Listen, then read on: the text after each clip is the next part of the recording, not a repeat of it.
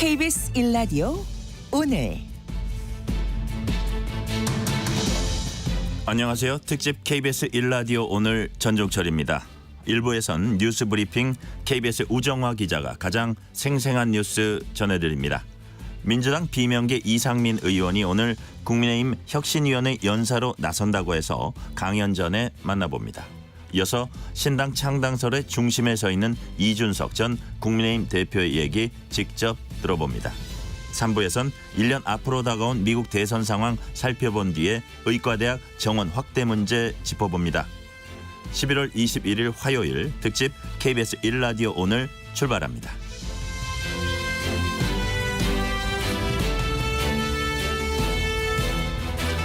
특집 KBS 1라디오 오늘은 유튜브로도 실시간 방송합니다. 문자 참여는 짧은 문자 50원, 긴 문자 100원이 드는 샵 9730, 콩 어플은 무료입니다. KBS 1라디오 채널에는 정치, 경제, 사회, 문화 등 다양한 명품 콘텐츠가 있습니다. 구독과 좋아요, 댓글 많이 부탁드립니다.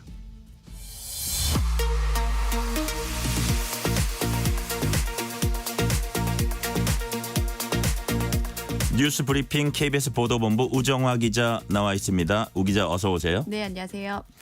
지난 17일에 문제가 생겨서 주말 사이 완전히 복구됐던 정부 전산망이 어제부터 다시 평일에 정상 가동을 시작했습니다. 별 문제 없었습니까? 네, 다행히도 일단 별 문제는 없었습니다. 복구 뒤 첫 월요일이었던 어제 일단 주민센터 같은 현장에서 별다른 혼선 없이 정상적으로 업무가 이루어졌습니다. 정부도 서비스가 모두 정상적으로 운영되고 있다 이렇게 밝혔는데요. 정부는 어제 오전에 상황 점검 회의를 시작으로 오후엔 또 행안부 장관 주재로 회의를 열어서 사태 수습에 박차를 가하는 모습을 보이기도 했습니다. 정부는 또 장애가 재발할 것에도 대비를 해서 장애 대응 상황실 3곳을 운영을 현재 하고 있습니다. 네, 정부가 당초 지난 주말 발표에서는 장비 문제 때문에 이번 사태가 초래됐다고 했는데 장비 문제가 왜 일어났는지 그때 발표하지 못했습니다. 정확한 원인 밝혀낸 게 있습니까? 네, 아직까지도 지금 원인에 대해서는 명확한 것이 나오지를 않고 있는데요. 말씀하신 대로 이번에 문제를 일으킨 장비가 네트워크 장비입니다. 이 장비는 다른 행안부 산하의 국가정보자원관리원에서 똑같은 게 수십 대가 운용이 되고 있는데요. 그러다 보니까는 이번 일을 계기로 보니까 이번에 정확한 원인을 만약에 못 찾아낸다면 또 같은 피해가 반복이 될 수 있는 것 아니냐 이런 우려가 충분히 제기가 되고 있습니다. 정부가 고장에 대비해서 그동안 대체 장비까지 이중으로 장비를 설치를 했었는데 이번에는 이 이중 장비까지도 문제를 일으켜서 결과적으로 소용이 없었는데요. 네. 정부는 이 대체 장비도 왜 문제 일으켰는지 이 부분도 역시 원인을 속시원히 못 밝혀내고 있습니다. 그래서 이런 상황이다 보니까 행정전산망의 유지와 관리를 여태껏 한 중소업체가 맡고 있다고 합니다. 그래서 이 중소업체에만 맡길 게 아니라 좀 더 다변화해서 이런 상황에 좀 더 빨리 또 빠르게 좀 정확하게 대비할 수 있게 여러 업체들이 함께 참여를 해서 문제를 해결할 수 있는 것 아니냐, 업체들을 좀 더 참여를 시켜야 되는 것 아니냐 이런 지적도 나오고 있습니다. 네, 이번엔 주제 돌려볼게요.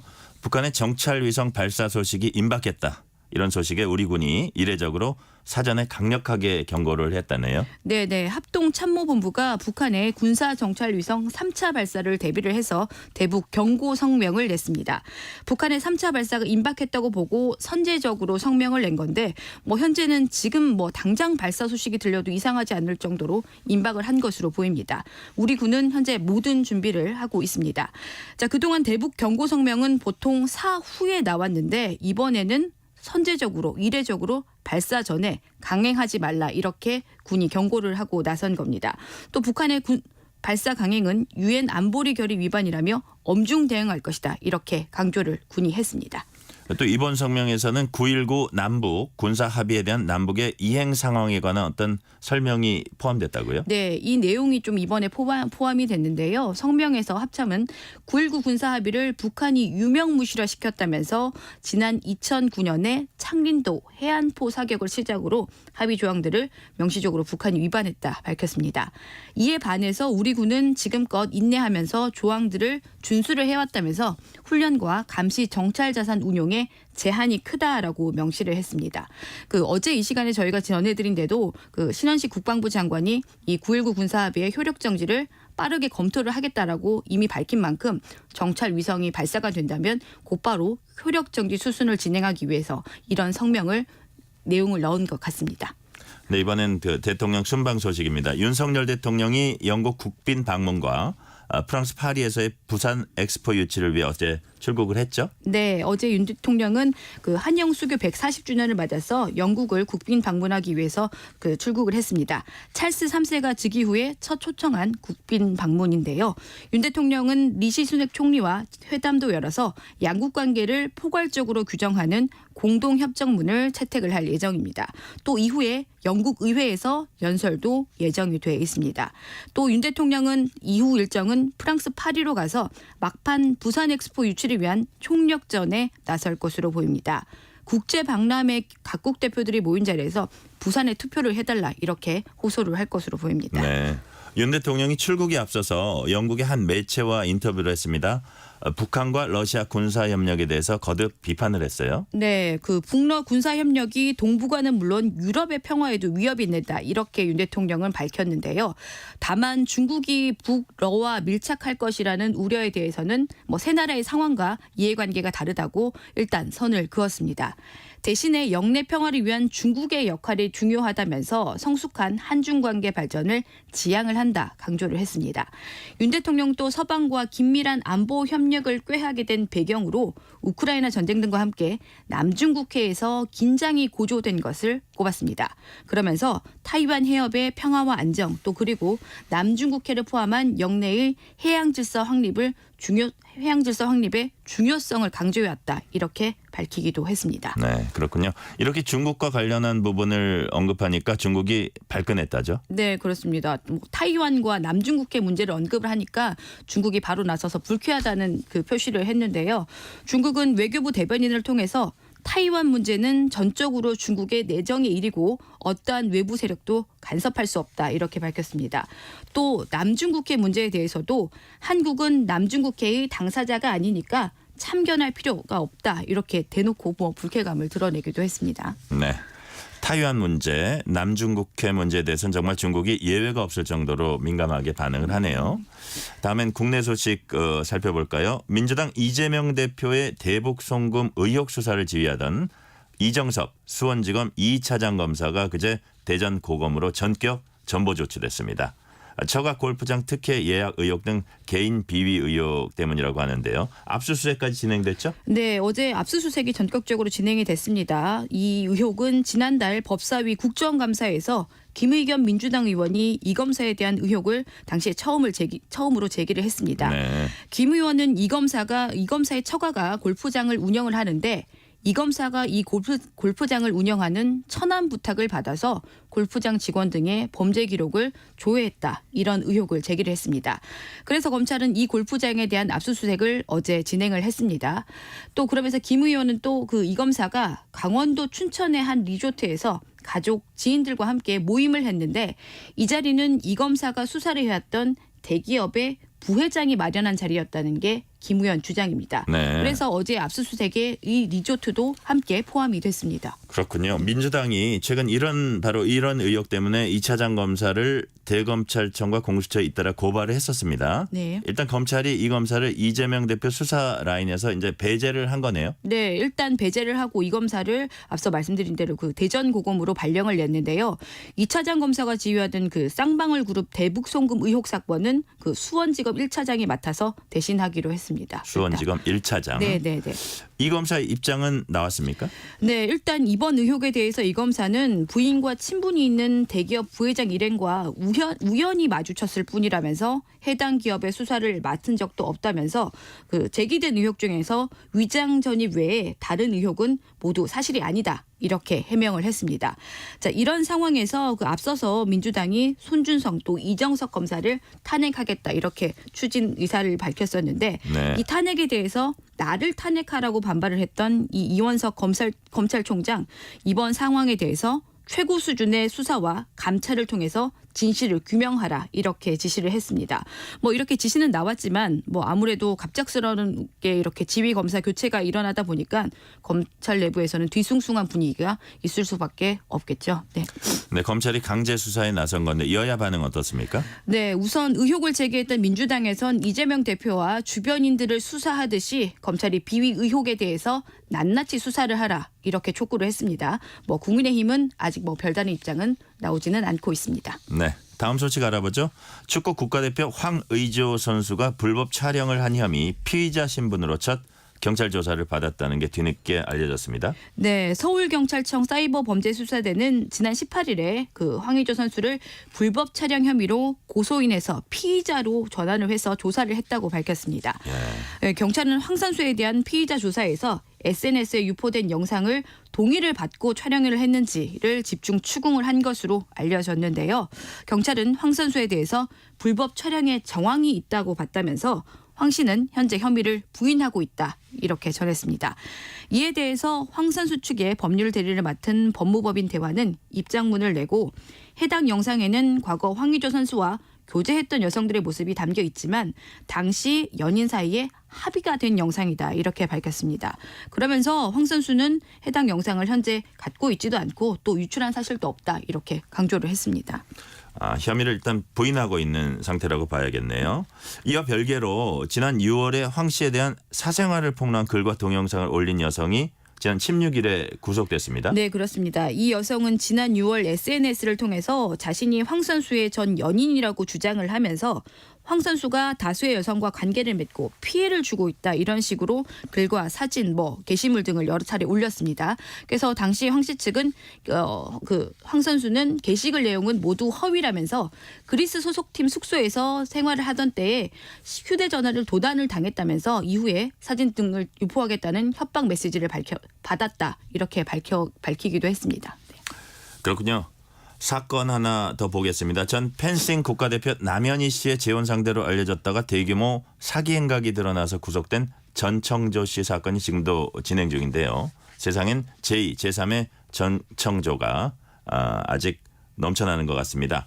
전청조 씨가 SNS에서 재력을 과시하는 등의 수법으로 피해자들에게 수억 원의 사기 행각을 벌였었는데 이런 비슷한 사기가 이번에 또 하나 드러났다고요? 네, 이번에도 또 이런 비슷한 사기 행각이 또 하나 드러났습니다. 좀 들으시면은 좀 기가 막히실 수도 있는데 한 40대 남성 이모 씨의 사기 행각인데요. 이 남성은 일단 시작을 주식 리딩방, 그러니까 주식 정보를 빌미로 사람들이 모여 있는 그 단체 채팅방이 있지 않습니까? 네. 거기서 자신이 현금 다발을 잡아서 마구잡이로 세는 영상을 올려서 사람들의 환심을 사기 시작했습니다. 네. 또 이어서 고가 수입차인 벤틀리 사진도 올리고 자기 것이라고 과시를 하기도 했고요. 벤틀리 어디서 많이 들어봤네요. 네, 그 고가의 수입차를 자기 거라고 하기도 했고 그 청진기를 올리면서 네. 20대 당시에 자기 레지던트 때 시절이다 이렇게 얘기를 했다고 합니다. 자, 이런 일이 계속 이렇게 반복이 되다 보니까 사람들이 조금씩 믿기 시작했고 리딩방 안에서 급기야 이 사람을 추앙받는 인물로 이렇게 좀 되기도 합니다. 그래서 이 사람이 결국 본인을 어떻게 소개를 했냐면 외고와 의대를 졸업한 뒤에 무려 핀란드대에서 경제학 석박사를 따고 현재는 자산운용사의 대표다 이렇게 자기를 소개를 했습니다. 네. 사실 좀 한 발짝만 더 물러서서 생각을 해보면 의대를 졸업을 했으면은 의사가 되는 게 사실 당연한 수순인데 아닐 수도 있지만 갑자기 의사 다음에 의대 다음에 또 핀란드대의 석박사까지 나오면서 뭔가 좀 이상하다고 생각을 하셨으면 좋았을 텐데 그렇지를 못했고 하여튼 그 채팅방 안에서는 이 사람이 영웅시되는 분위기가 계속 만들어졌다고 합니다. 그래서 피해자들이 슬슬 만들어지기 시작하는데 이 중에서 한 명인 그 투자자 정모 씨 무려 5억 6천만 원을 투자를 했고 네. 이 딸을 이 사기남인 이 씨에게 소개까지 했습니다. 소개를 한 이유를 보니까 딸이 좀 아파서 의료를 공부한 의사 출신이면 좋겠다라는 생각을 했었고 이런 호감에 이 또 사기꾼 이 씨가 가족처럼 살갑게 대했다고 합니다. 그래서 이 믿음을 갖고 정 씨는 무려 5억 6천만 원을 투자를 했고 당연히 수익금은 제때 돌아오지 않았습니다. 그래서 좀 이상한 그 정 씨가 네. 이 씨의 집을 찾아가 봤더니 이 씨 아내가 문을 열고 나왔다고 합니다. 네. 그래서 확인을 또 추가로 해보니까 자녀도 5명이나 됐고 예상대로 의사도 또 박사도 아니었습니다. 네. 네, 어떻게 이런 일이 벌어질까 감쪽같이 속을까 싶은데요. 이런 사기를 치면 어떤 처벌을 받게 되나요? 네, 일단 뭐 혼인빙자 가늠죄는 없어졌지만 이런 사기는 당연히 사기죄 적용을 받고요. 사기 금액이 크면 당연히 특정경제가중처벌법에 따라서 가중처벌을 받을 수도 있습니다. 서울 남부지검은 이 씨를 사기 등의 혐의로 일단 구속 기소를 했습니다. 네, 그렇군요. 오늘 여기까지 듣겠습니다. KBS 보도본부 우정화 기자였습니다. 지금 시각 7시 35분입니다. 출근길 날씨 정보입니다. 지금은 춥지만 낮에는 포근하겠습니다. 현재 기온은 서울 1.4도, 강원도 정선은 영하 6.3도까지 떨어져 있는데요. 한낮에는 서울 14도, 광주 17도, 부산 18도, 강릉은 20도까지 오르며 일교차가 15도에서 20도까지 무척 크게 벌어지겠습니다. 오늘 전국이 대체로 맑은 가운데 대기가 건조하겠습니다. 강원 영동과 경북 북동 지역에는 건조주의보가 발효 중이어서 조심하셔야겠습니다. 내일 늦은 밤부터 모레 목요일 아침 사이 중부지방과 전북 지역에 비가 내린 뒤에는 금요일부터 다시 영하권의 추위가 찾아올 전망입니다. 현재 서울의 기온은 1.4도입니다. 날씨 정보 송소진입니다. 이어서 이 시각 교통 상황을 KBS 교통정보센터 유아영 씨가 전해드립니다. 네, 이 시각 출근길 정체가 빠르게 늘고 있습니다. 서울 시내에서는 강변북로 구리 방향 행주대교에서 동작대교까지 막히고요. 올림픽대로 하남 쪽으로 행주대교에서 가양대교까지 밀리고 이후로 여의도에서 20분 정도 걸리겠습니다. 고속도로는 수도권 제일순환고속도로 판교에서 일산 방향, 송내 부근 3, 4차로에서 사고 났고요. 시흥부터 6km 정체입니다. 경인고속도로 인천 쪽으론 인천 요금소에서 서인천까지 막힙니다. KBS 교통정보센터였습니다.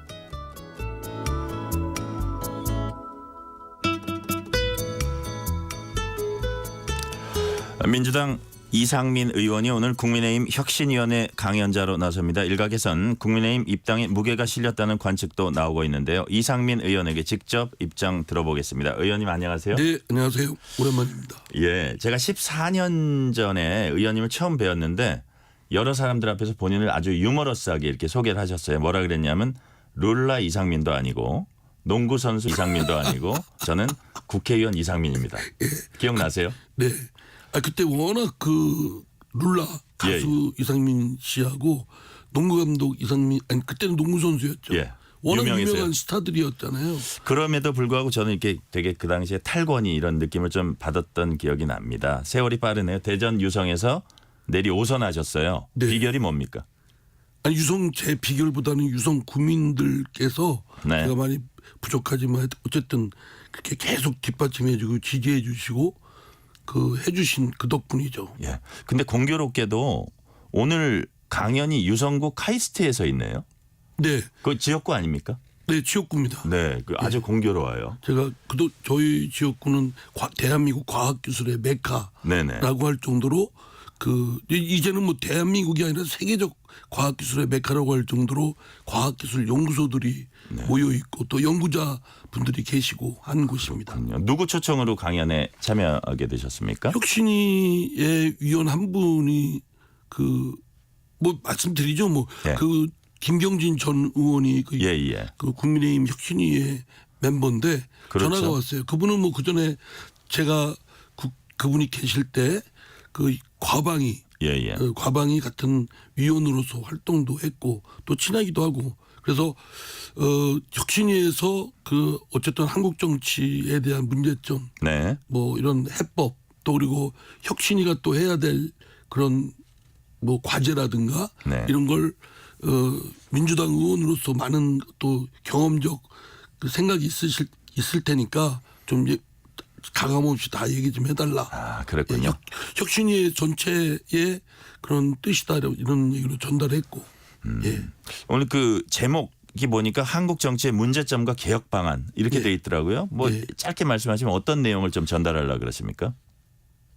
뭐 일반적인 한국 정책 뭐 그런 문제점과 개혁 이렇게 하는 건 제가 뭐 합리적으로 말씀드릴 부분은 아니라고 생각되고요. 예. 혁신위원들한테 어쨌든 지금 양당 더불어민주당과 국민의힘이 국민의 반감, 피호감도 굉장히 높습니다. 네. 그만큼 제 역할도 못하고 또 쌈질만 하고 그 소모적이다. 네. 뭐 심지어는 두 당이 없었으면 좋겠다는 말씀을 직접 제 면전에서 하시거든요. 그 정도로 국민들의 반감이나 양당이 없어졌으면 좋겠다. 그런 말씀까지 하실 정도인 상황에서 국민의힘이 진짜 개가천선하지 않으면 뭐 국민의힘과 더불어민주당은 퇴출 1호다, 둘 다. 네. 이렇게 하는 시각에서 말씀을 좀 드리려고 합니다. 그렇군요. 그리고 국민의힘 특강을 하게 된 게 의원님 본인의 거치 변화와 관련이 있습니까? 무관합니다. 그러니까 네. 제가 하게 된 건 국민의힘 혁신이 위해서 필요하고 또 그래서 제가 또 그 취지에 공감하고 뭐 어떤 경계를 두고 저렇게 꺼려할 이유가 없다. 네네. 제가 또 평소에 국민의힘 의원들이 있다면 발제하고 토론하고 싶었다. 이런 뜻에서 한 것이고요. 제 앞으로의 진로나 정치적 선택은 또 제 문제니까 네. 제가 숙고해서 주체적으로 결정할 사항이라고 생각합니다. 오늘 그 이뇨한 혁신위원장도 만날 예정이시죠? 뭐 특별한 제가 지금 구체적인 스케줄은 못 봤는데 저는 뭐 특강 때문에 간 거기 때문에 네. 이뇨한 위원장을 비롯한 그 혁신위원들 앞에서 일정 부분 제 발제를 하고 예. 그리고 뭐 서로 토론하고 그런 자리가 주로 생각되고요. 이뇨한 위원장은 어제 그 뭐 언론사에서 한 그 큰 행사장에서 뵀습니다. 아, 그렇군요. 그래서 오늘 어쨌든 지금 이제 그 의원님 뭐 거치 문제 이런 것들이 좀 기사가 나오고 있고 관련해서 좀 말씀하신 것도 있는 상황이어서 이제 뭐 입당 제한이 있을 수도 있다는 이런 관측도 이제 있긴 있는데 그럴 거라고 생각되지는 않고 그 자리는 그래요? 뭐 순전히 그 제가 본 그 국민의힘 네. 앞으로 가야 될 방향이라든가 결함이라든가 한계 그리고 혁신이가 좀 맡아서 어떤 걸 해줬으면 좋겠다. 왜냐하면 혁신이가 성공하기가 쉽지 않거든요. 네. 어느 혁신이든 그 혁신이가 짧은 기간 내에 많은 묵어있는 숙제를 한다는 건 감당하기 어려울 텐데 그래도 첫째, 둘째, 셋째라고 중점을 둬서 성과를 내야 국민의힘뿐만 아니라 더불어민주당이도 또 다른 정당에도 좋은 쇼크가 되고 한국 정치를 업그레이드 할 수 있는 좋은 계기로 삼고 싶어서 하는 것이고요. 네네. 예, 무슨 뭐 제 거치에 대한 얘기가 그건 전혀 어울리지 않는 내용입니다. 강연하러 가시는 거네요. 네, 그렇습니다. 그 이제 이런 가운데 이제 김기현 그 국민의힘 대표가 나라의 발전적 미래를 고민하는 모든 분들과 슈퍼 빅텐트를 치겠다. 뭐 이런 얘기를 했고요. 뭐 여당 인재영입위원회에선 이상민 의원 오신다면 버선발로 반기겠다. 뭐 이런 얘기도 나왔어요. 앞서서 이 의원님께서 정치적 꿈을 펼칠 수 있고 나를 반긴다면 국민의힘 가는 것을 배제하진 않는다. 이런 말씀도 하신 걸로 이제 기억을 하거든요. 네. 제가 이제 여쭤볼게요. 국민의힘 입당 뭐 마음을 정하셨습니까? 아니면 어떤 상황? 전혀 정한 건 아니고 제가 일반적인 얘기를 한 것이고요. 네네. 제가 12월 초까지 그러니까 한 10여일 전에 그때부터 한 달 내에 민주당에 있을 것인지 없을 것 나갈 것인지 이거를 결정하겠다. 왜냐하면 지금 민주당의 지금 분위기나 여건은 네. 제가 정치화 활동을 하기에는 전혀 공간이 없다시피 하다. 네. 그리고 심지어는 이제 이재명 대표 체제가 더 강고하게 됐고 이재명 당이다.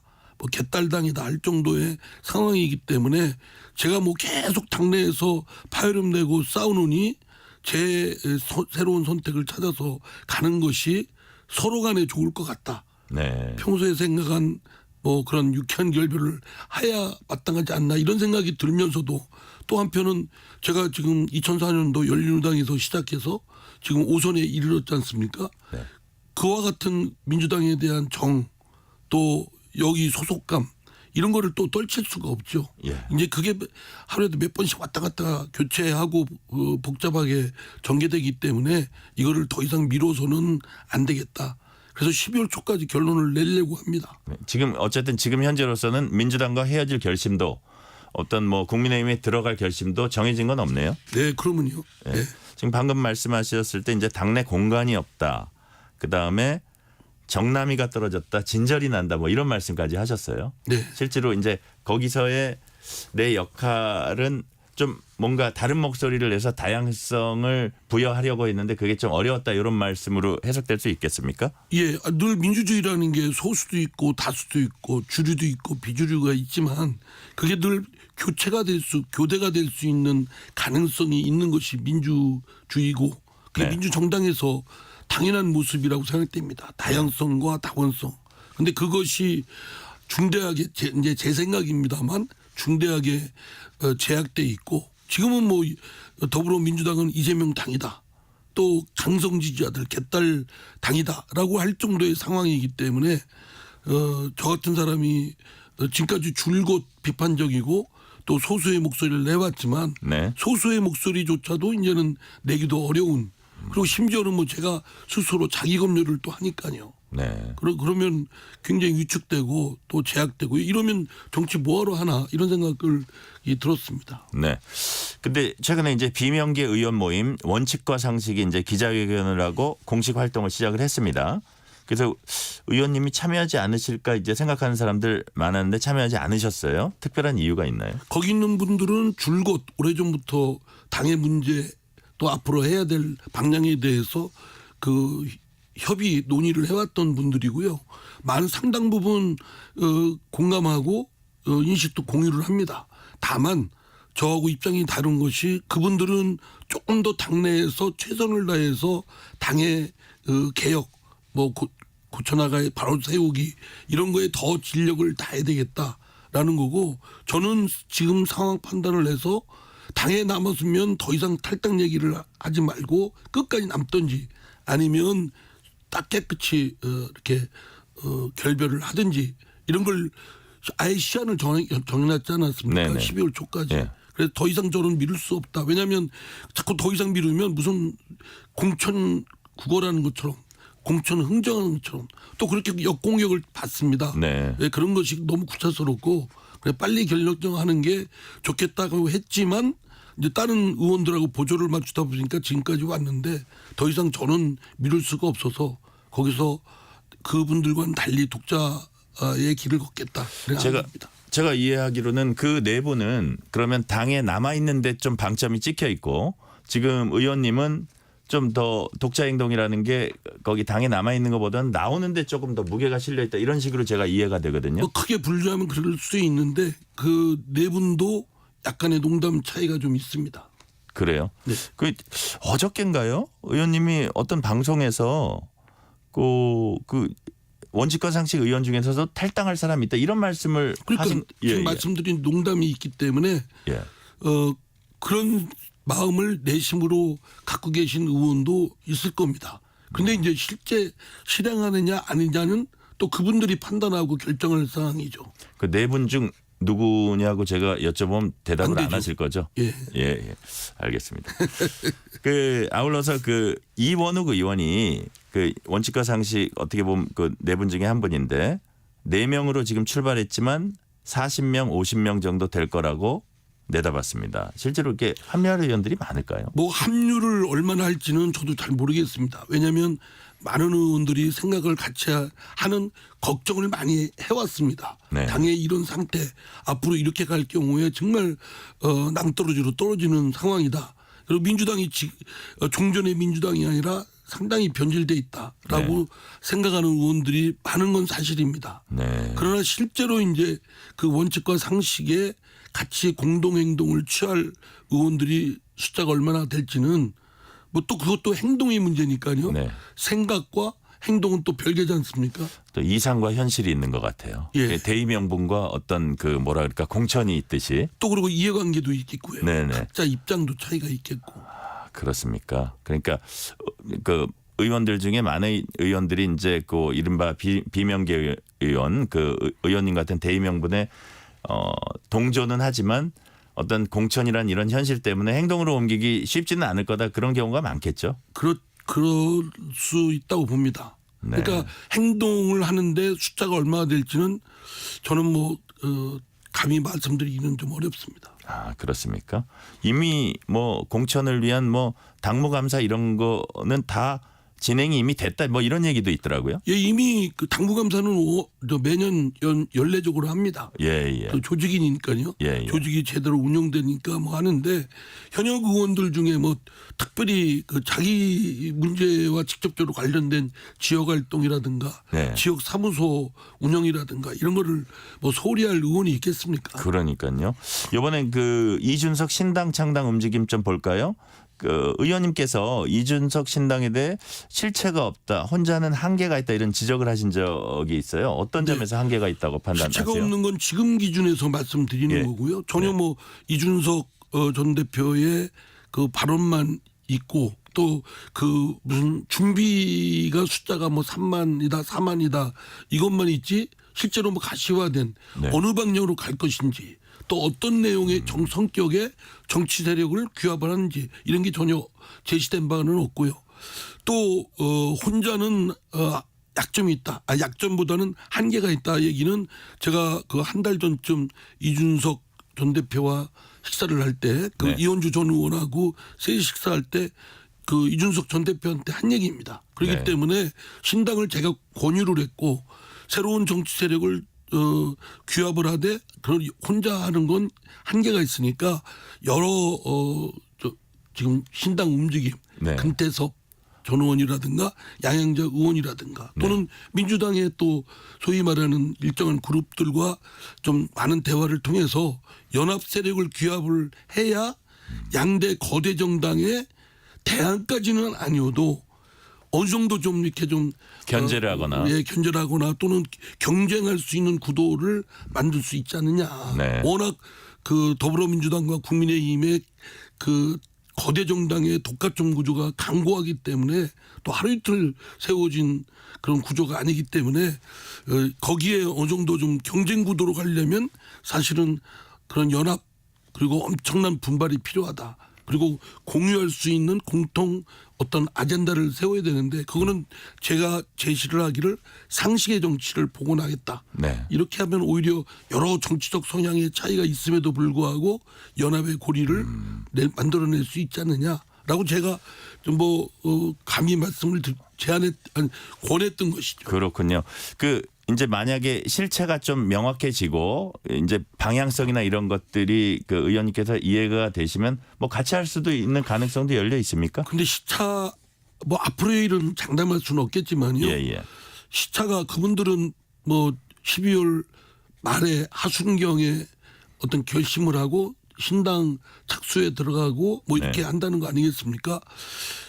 그러기에는 저의 시간적 일정표와 네. 좀 잘 맞지를 않는 것 같아요. 네, 저는 그렇군요. 빨리 저에 대한 입장을 결정을 하고 저 나름의 그런 지역민들이라든가 또 국민들께 그걸 밝혀야 될 입장이기 때문에 네. 왜냐하면 저는 오선이잖아요. 예, 이제 새로 시작하는 정치인도 아니고 또 초재선 의원도 아니고 그렇기 때문에 제가 왜 바꿔야 되고 어떻게 선택을 했고 이런 거에 대한 설명이 좀 설득력 있게 잘 돼야 된다고 생각합니다.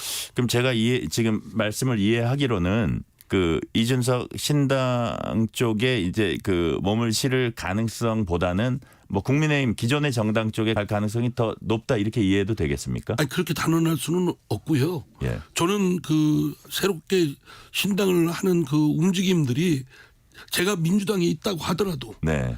그 세력이 잘 규합을 해서 새로운 제3의 제4의 스마트한 정치 세력으로 구축되기를 소망합니다. 네. 왜냐하면 그게 한국 정치의 발전을 위해서 필요하기 때문에. 그러나 이제 제의 선택은 여러 가능성 중에 하나를 보고 또 실제로 제 뜻을 펼칠 수 있어야 되잖아요. 그렇군요. 예. 그 이제 시간 관계로 한 가지 질문만 더 드릴게요. 한동훈 장관 이제 등판설이 계속 나오고 있는데 한동훈 장관 총선에 나섰을 때 그 파급력이라 할까요? 그건 어떻게 평가를 하세요? 오늘 대전에 또 그 방문합니다. 카이스트 아마 시차를 두고 서로 이제 그 오게 되는데 제가 보기엔 네. 한동훈 장관이 워낙 저 민주당 의원들하고 각을 세워서 대립각을 세웠잖아요. 네네. 그러니까 그쪽 국민의힘의 지지자들 쪽의 열성 지지자들한테는 딱 결속시키는 데는 도움이 될 겁니다. 그러나 외형 확장하는 데는 글쎄요. 좀 의문입니다. 외연확장은 의문이다. 네. 뭐 외연확장력이 대단할 거라는 분들도 있는데 일단 의원님 보시기에는 그것보다는 지지자들 당성 지지자들의 결속력을 높이는 데는 도움이 되겠죠. 그런 분들이. 네, 알겠습니다. 지금까지 이상민 민주당 의원님과 말씀 나눴습니다. 고맙습니다. 네, 감사합니다. 1부는 여기서 마치고 2부에서는 이준석 전 국민의힘 대표로부터 신당 창당 움직임 등에 대한 입장 들어보겠습니다.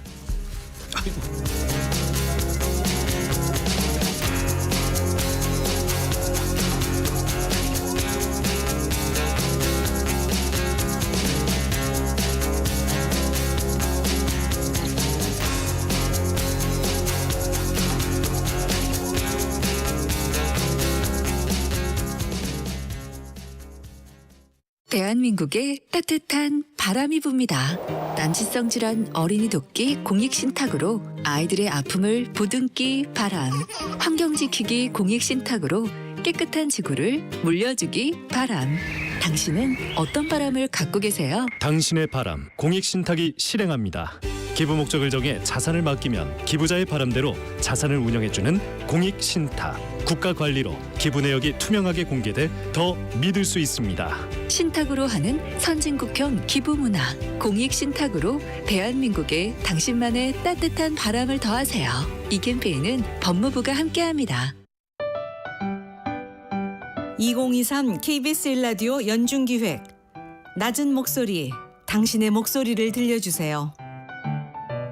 네, 저는 인천 계양구 박천동에서 어린이 보호차 운행을 하고 있는 송선기입니다. 66이요. 올해로 20년째 2003년부터 지금까지 하고 있으니까요. 11시나 10시 반에 끝나서 집에 데려다 주면 12시쯤 되거든요. 그러면 또 저 행길가에다 내려주면 위험하니까 골목이라도 올라가서 그냥 집 앞에 내려주고 오면 아이들이 참 그냥 고맙다고 편지를 많이 써서 보내줬어요. 그럴 때 아주 보람을 느끼죠. 내 새끼는 아니라도. 이 노란 차에 애로가 너무 많아요. 지금 이제 예를 들어서 차로다가 100만 원 들어가요. 그러고서 그냥 200벌 벌자고 지금 이러고 있거든요. 잠자는 시간이 하루에 한 4시간, 3시간도 안 되는 것 같아요. 일반 자가용이나 그 노란 차 뒤에서 운전하고 오시는 여러 운전 기사님들 아이들 내려주고 있을 때 빨리 안 간다고 빵빵거리고 그냥 정말 번쩍거릴 때 참 불안하고 그러니까 규칙을 지켜주셔야 우리도 마음을 편안하게 운전할 수 있다는 거를 좀 알아주셨으면 좋겠습니다. 서로를 좀 더 이해하고 갈등을 줄여갈 수 있길 희망합니다. KBS 1라디오 연중기획 낮은 목소리였습니다.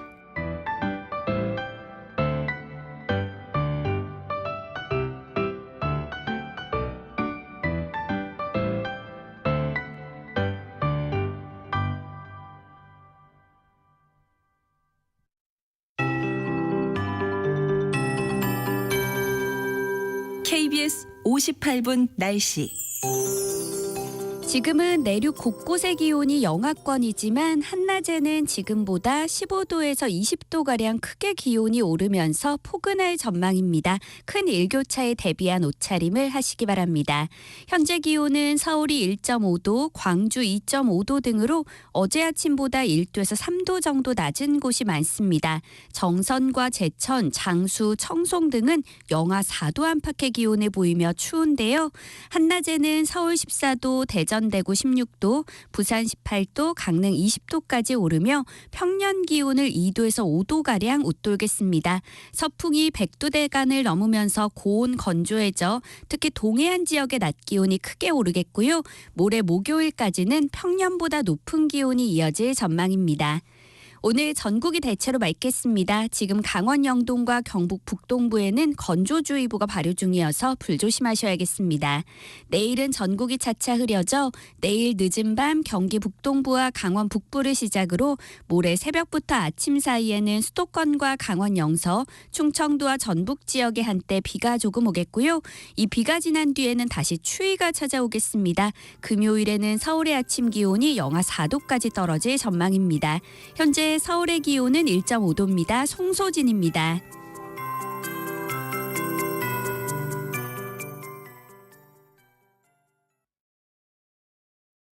정성을 다하는 국민의 방송 KBS가 8시를 알려드립니다.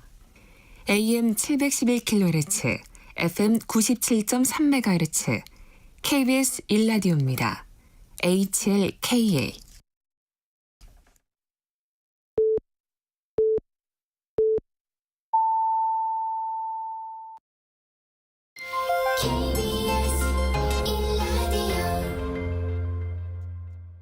전종철 기자가 진행하는 특집 KBS 1라디오 오늘. 요즘 정치 뉴스에서 아주 큰 비중을 차지하고 계신 분입니다. 뉴스메이커 이준석 전 국민의힘 대표 나오셨습니다. 안녕하세요. 네, 안녕하세요. 요즘 많이 바쁘시죠? 예, 바쁩니다. 예. 그제는 광주를 가셨어요. 분위기 어땠나요? 광주가 사실 보수 정당 사람들에게는 불모지고요. 한 10년 전만 해도 가면은 뭐 계란 맞고 물 맞고 이런 사례들이 많이 보도가 됐었는데 이상하게도 전하 천하람 위원장 그리고 저와 함께하는 이현주 의원 같은 경우에는 아주 반겨주시더라고요. 아, 그랬군요. 이용섭 전 시장 뭐 이런 분도 나왔나요? 예, 이용섭 시장님이 저희가 온다는 말 들으시고 그 축사를 해주러 오셨습니다. 그래서 또 좋은 말씀 해주시고 이용섭 시장님은 뭐 광주에서 국회의원도 2번 하시고 시장도 지내시고 큰 정치인이시기 때문에 그렇게 축사해 주시니까 큰 도움이 됩니다. 그렇군요. 그 온라인 지지자 열람망 구축에 나선 지 이틀 만에 4만 명이 모였다 이런 보도를 봤거든요. 예. 오늘 아침까지 몇 명이 모였습니까? 오늘 아침 자고 났더니 4만 5천 명 정도 이렇게 됐습니다. 그렇군요. 예.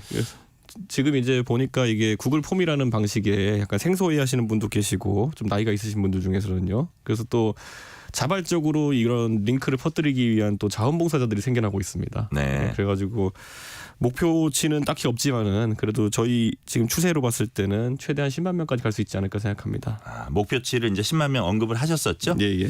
이렇게 관심을 받고 있는 이유 뭐라고 보세요? 뭐 흔히 하는 얘기로는 양당 정치 실증 뭐 이런 얘기도 있겠지만은 저는 그건 너무 상투적인 표현이라 생각되고요. 제가 이제 전당대회를 예전에 하면서 당대표 됐을 때도 결국 3천만 원 쓰면서 비용 안 드는 선거로 바람몰이했던 거 아니겠습니까? 네. 그런데 이번에 정당이 새롭게 꾸려진다면 저는 그만큼 그에 걸맞는 저비용 고효율 구조를 한번 만들어 보려고 합니다. 지금까지 정당이 사실 당비 그렇게 많이 걷어가지고 그리고 또 국고보조 그렇게 많이 받아가지고 네. 국민에게 다가가질 못했거든요. 자기들끼리 여의도에 모여가지고 행사하고 땡이었습니다. 네. 그런데 소식이 여의도에서 오후 2시에 하는 행사 이런 거를 일반적인 회사 다니시고 일하시는 국민들이 어떻게 참여할 수 있겠으며 자신의 의견을 반영할 수 있겠습니까? 그래서 온라인 기반으로 새로운 시도를 한번 해보려고 하고 있습니다. 여튼 이런 거는 신당 창당 예비 작업이다 그렇게 보면 되겠네요. 뭐 제가 신당할지 최종 결정이라는 거는 12월 말쯤에 이제 나오겠지만은 뭐 호사가들은 뭐 물리적으로 할 수 있겠냐 이런 말씀하시는 분도 있어요. 뭐 창당에 필요한 자금이라든지 아니면은 인력을 모으는 게 쉽지 않다. 특히 조정훈 의원 같은 경우에는 과거에 창당해봤기 때문에 5천 명 모으기 힘들 거다 뭐 이런 얘기도 했었어요. 그렇죠. 그런데 사실 그건 조정훈 의원이니까 좀 힘들었던 것 같아요. 제가 이제 정치활동 해온 지 오래되기 때문에 저는 그 인력 문제는 사실 없을 것 같고 아까 말했던 비용 구조 문제는 제가 그래도 여당의 당대표를 맡기 때문에 어디가 군살이고 어디가 핵심 요소인지를 잘 압니다. 네. 그래서 불필요한 곳에 국민의 세금이 낭비되는 것이 없는 정당을 구성하는 것은 자신 있습니다. 어쨌든 그 콘셉트도 완전히 바꾼다 그런 그 걸로 제가 받아들여져요. 그래야겠지요. 예, 아무래도 젊은 세대가 더 참여할 수 있으려면은 기존의 오프라인 구조에서 비용 효율적이지 못했던 부분을 많이 군살 빼야 됩니다. 예. 그 온라인 지지자 열람망 구축에 대해서 장해찬 청년 최고위원이 어제 저희 요 프로에 이제 출연을 네. 하셨어요. 그래서 이거를 이제 질문을 했더니 네. 온라인 서명 숫자 자체에 의미 두지 않는다. 네. 뭐 안철수 의원이 이전 대표 그 제명하겠다고 온라인 서명 받았는데 그때도 뭐 4만 명 넘는 분들이 서명했다. 여기 대해서 한 말씀 하신다면요. 글쎄요. 저는 장해찬 최고위원이 지금까지 제가 하는 정치의 여러 가지 시도들에 대해 가지고 부정적인 의견을 내기도 하고 뭐 같이 있는 김병민 최고위원도 뭐 제가 강서 보궐선거 예측하고 이럴 때 네. 사이비 평론가라고 욕하고 이랬거든요. 근데 사실 나중에 결론적으로 봤을 때는 제 말이 크게 틀린 건 없었던 것으로 드러나기 때문에 제가 하는 큰 시도에 대해 가지고 뭐 장해찬 최고위원 평가할 수 있겠지만은 나중에 한번 얼굴을 봤으면 좋겠습니다. 누가 맞나? 그리고 장해찬 예. 최고위원은 지도부의 일원으로서 지금 국민의힘의 지지율이 땅에 떨어지고 윤석열 정부의 지금 국정이 혼란에 빠지고 있는데 그거나 신경 썼으면 좋겠습니다. 그래서 너나 잘해라고 말씀드리겠습니다. 네. 그 국민의힘이 변화하지 않으면 12월 말 신당 창당한다. 역으로 말하면 변화하면 신당 창당 안 한다. 이 가능성도 열려 있는 겁니까? 근데 제가 또 어디 가서는 저는 대통령에 대한 굳건한 신뢰가 있다. 변하지 않을 것이라는 네네. 그 말씀하셨죠. 예, 이 말도 했습니다. 그렇기 때문에 저는 뭐 그 가능성이 크기 때문에 본다기보다는요. 결국에는 대통령께서 뭐 다급하기 때문에 어떤 판단을 하실 수 있습니다. 그런데 네. 그런 가능성도 좀 보고 있습니다. 예. 이 전 대표께서 말씀하시는데 변화의 대상에 뭐 윤 대통령, 친윤 이사, 당 지도부 모두 포함되어 있는 거죠? 근데 그게 다 다른 것 같지만요. 사실 요체는 하나입니다. 네. 대통령께서 국정기조를 어떻게 하느냐에 따라 가지고 윤핵관이라는 사람들은 그냥 추종하는 분자들이거든요. 예. 그렇기 때문에 이 사람들이 만약 윤핵관들이 대통령께서 기조를 올바르게 세우시면요. 이 사람들도 거기에 따라갈 수밖에 없는 겁니다.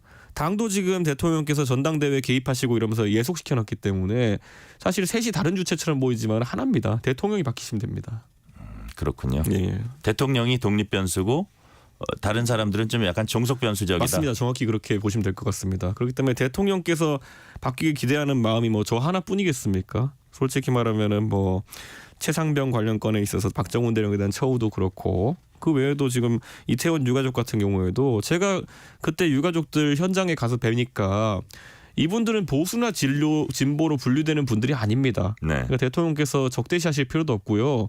결국에는 그냥 자식이나 아니면 사랑하는 가족을 잃은 유가족일 뿐입니다. 왜 이들과 함께할 수 없다는 것인지 이런 것들을 국민들이 안타까워하는 거죠. 그때 이제 말씀하실 때 3대 조건이 지금 말씀하신 그 해병대 사망사건 특검 도입이라든지 이태원 참사 유족 면담 수용, 네. 이번에 이제 또 홍범도 장군 예. 흉상 요 세 가지를 얘기하셨어요. 예. 그게 이제 국정 기조 뭐 전환의 어떤 상징적인 면이 될 수 있다 이렇게 보시는 건가요? 저는 우선 대통령께서 지금까지 했다는 변화의 축이라는 거는 뭐 이태원이라 그 강서 보궐선거 이후에 많은 것이 변한 것처럼 묘사했지만 실제 체감할 수 있는 게 없었어요. 그런데 지금 말한 것들은 명시적으로 대통령이 잘못하신 것을 받아들이고 인정하고 그다음에 변화를 가져와야 되는 것들이거든요. 약간 다른 차원이라 봅니다. 아, 그렇군요. 대통령께서 그냥 상투적으로 나 이제부터 많이 들을 거야 이런 얘기한 건 다르게 내가 한 게 잘못됐어. 이제 이걸 되돌릴 거야라고 하는 것은 큰 용기라고 생각하고요. 저는 이게 다는 아니지만 아주 큰 시발점이 될 것이다. 만약 이루어진다면 저도 좋게 평가할 겁니다.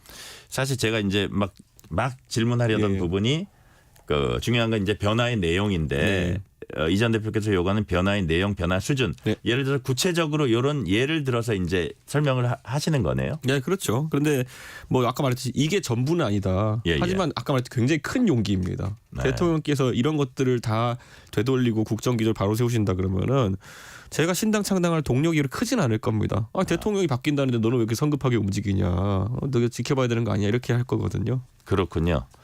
그 변화의 내용, 변화의 수준이 예컨대 이 세 가지를 바꾼다면 예. 그것이 상당히 뭐 구체적인 어떤 사례가 될 것이다. 이렇게 이제 이해해도 되겠습니까? 예, 그렇습니다. 예. 제가 좀 약간 나눠서 한번 살펴볼게요. 다른 각도에서 예. 그 이 전 대표께서 요구하는 그 변화에 이 전 대표와 당과의 관계 설정이랄까, 예. 혹은 뭐 진심 어린 그 이전에 벌어졌던 네. 일들에 대해서 정말 섭섭하고 이건 좀 아니지 않느냐 했던 부분에 진심 어린 사과랄까 뭐 이런 것들이 포함될 수도 있습니까? 글쎄요. 저는 사과를 한다는 것에 대해서 큰 기대는 안 합니다. 예, 그리고 사과를 하려면 잘못한 걸 되돌려야 되는데 그럴 수 있을 용기도 없을 거라 생각하고요. 네.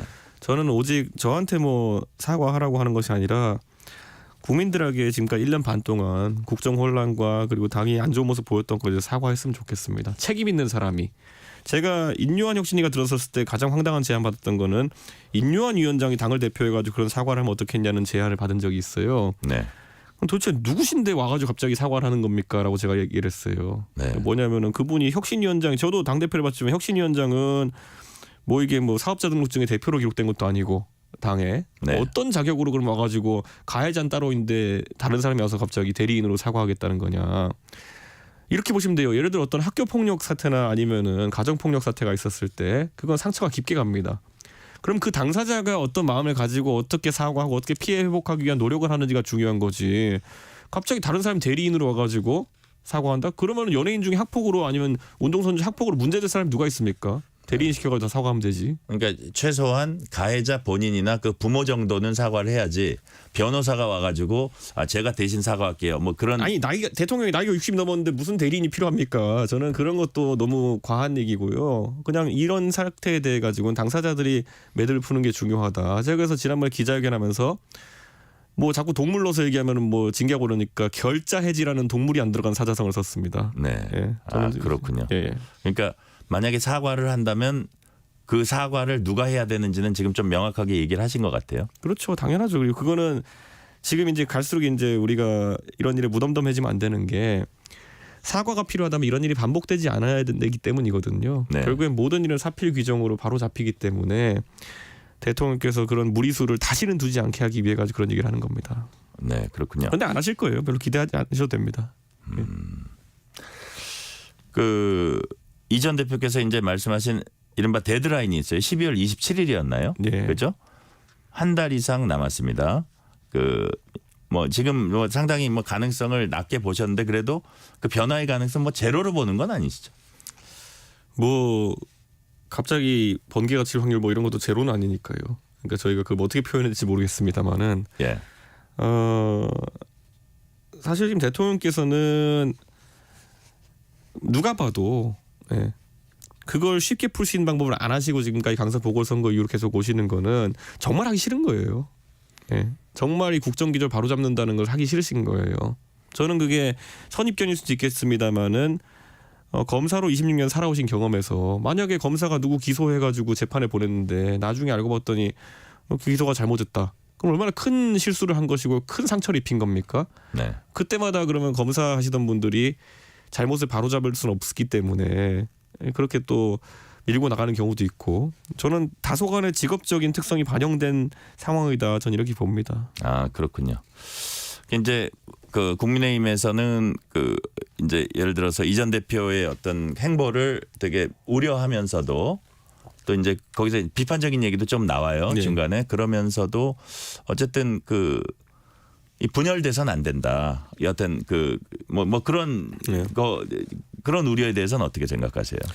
그러니까 이게 전형적으로 어떻게 비치는지 모르고 있는 거예요. 학교 폭력 가해자들이 와가지고 예? 야 우리가 학교를 위해서 단결해야 되지 않겠냐. 네가 그렇게 학교 폭력 당한 건 뭐 대단한 일이라고. 너 이 쫌생이 같은 녀석아 학교를 위해서 대동단결해야지. 이런 얘기를 그냥 부끄러운 줄 모르고 하고 있는 거라니까요 지금. 예. 우리가 그래도 옆에 학교랑 무슨 축구 시합 하는데 거기한테 이겨야 되니까 너도 와서 응원 좀 해라. 뭐 이런 거 아닙니까 지금. 네. 그러니까 저는 기본적으로 이런 식의 마인드로 가면은 아니 자당 당대표에게도 그런 식으로 무덤덤하게 가해자들이 대하는 상황 속에서 국민 일반이 만약에 그런 어려운 일을 당했다고 했을 때 아니면 억울한 일을 당했다 그랬을 때 거들떠나 보겠습니까? 또 이제 다른 각도에서 하태경 의원은 그 이제 역시 비슷한 얘기 분열해서 패배해서는 안 된다 이런 얘기 계속하는 거 이제 아실 거예요. 네. 그죠? 그러면서 이준석 전 대표를 모셔와서 네. 수도권 선대위원장 같은 걸 맡겨서 선거 승리를 견인해야 된다. 이런 취지 말씀을 하셨어요. 학교 폭력 가해놓고는 야 네가 그래도 축구는 좀 하니까 와가지고 우리 팀에 공격수해라 뭐 이런 거 아닙니까? 네. 그러니까 다들 그러니까 지금 어쨌든 그 전에 풀어야 될 매듭이 있다 이런 풀 말씀이시네요. 매듭이 아니라요. 전부 다 석고대죄 해도 지금 가당치 않은 상황에서 대의 명분을 내세우는 겁니다. 야 그래도 우리 학교 아니냐 뭐 이런 거. 예, 도대체 어디서 그런 사고 방식을 습득하고 하는 건지 모르겠지만은 네. 뭐 그러니까 진정성이 없다는 생각을 다들 하는 겁니다. 예. 그렇군요. 뭐 아까 비슷한 얘기인데 이뇨한 혁신위원장이 와서 얘기하는 거는 적절치 않다. 뭐 아까 아니, 저는 그냥 계속 드는 느낌이 이분이 누구시냐는 느낌인 거예요. 갑자기 그렇죠. 당에 와서 무슨 뭐 이런저런 사람 평가하고 다니시고 근데 언제부터 이분이 당에서 일을 하셨고 어떤 책임이 있는 분인지 모르겠어요. 네. 자 그러면 이제 12월 말에는 어떤 쪽으로든 결론이 납니다. 네. 그렇다고 봤을 때요. 이 전 대표께서 이제 신당을 이제 창당할 경우를 한번 네. 전제를 해보죠. 그 당은 기존에 이제 있던 지금의 어떤 양당과 뭐가 다릅니까? 저는 적어도요 태도면에서 누군가 하나를 린치하지 않는다. 다양한 의견이 나오도 그것을 납득할 수 있다. 이게 하나의 문화로 정착되기를 바랍니다. 왜냐하면 공교롭게도 양당에서 그게 참 안 되거든요. 네. 예. 그래서 뭐 상투적인 표현이지만 양당에 실망한 유권자, 저는 그거를 넘어가지고 앞으로 우리 사회에 다양한 논쟁의 지점들이 있습니다. 사회 제도에 대한 것들. 미국 같은 나라는 보면요. 예를 들어서 공화당이 집권하든 민주당이 집권하든 갑자기 한쪽에서 우리가 집권하면 7% 고도 성장을 하겠습니다. 이런 허황된 구호 안 내세웁니다. 대신 우리가 집권하면은 낙태 문제라든지 이민 문제라든지 이런 중요한 사회 문제를 다루는 그런 걸 갖고 이제 경쟁을 하거든요. 전 우리나라에도 그런 것들이 중요해진다 이렇게 봅니다. 대통령께서 보수를 아무리 강조해서 당선되신다 한들 추진하는 정책이 만약에 공산주의자 홍범도의 흉상을 이전하겠다 이래버리면요. 보수의 가치가 아닙니다. 그거는. 나 보수요 하지만은 보수적인 걸 뭘 실현했느냐에 있는 거거든요. 네. 보시다시피 그런데 표가 다급하면은 자유시장 경제를 한쪽에 외치면서 한쪽에서는 공매도 제도에 대해 가지고 예고도 없이 개선할 수는 있겠죠. 그런데 예고도 없이 그냥 갑자기 다음 날 그냥 없애겠다 이래버리고 저는 이런 것들 그리고 지금까지 R&D 예산 다 깎고 이렇게 하면서 결국에는 국민들에게 긴축 재정을 얘기하시던 모습. 그런데 지난주에는 갑자기 광주와 대구 간의 달빛 고속철도에 12조 13조 넘는 금액을 투입하겠다. 그러니까 긴축이라는 건요. 전반적으로 국민 여러분 여러 방면에서 허리띠 졸라매 주십시오. 대통령인 저부터 그렇게 하겠습니다. 이렇게 일관된 메시지가 되거든요. R&D 깎아서 대전에는 다 연구원들 10밖에 만들어 놓고 대구와 광주에는 표가 될 것 같으니까 달빛 고속철도 14조 13조 이렇게 나오는데 한 방에 때리고 네. 그러니까 이게 아닌 거죠. 예. 어디서는 예산 깎아가지고 그 학생 연구원들 진짜 인건비 깎은 거거든요. 그렇게 연구과제 대여섯 개 해가지고 한 달에 한 200~300 벌어요. 많이 벌어봤자. 그거 깎아가지고 어디서 매표하고 있고 이런 겁니다. 그럼 어떻게 보면 또 한편으로는 청년층에게 약간 좌절을 주는 그런 측면도 있는 정책이라고 봐야 되나요? 그런. 저는 젊은 세대뿐만 아니라 여러 군데에서 만약 긴축이 이루어질 거면은 저는 대통령께서도 당장 옛날에 그런 거 있지 않습니까?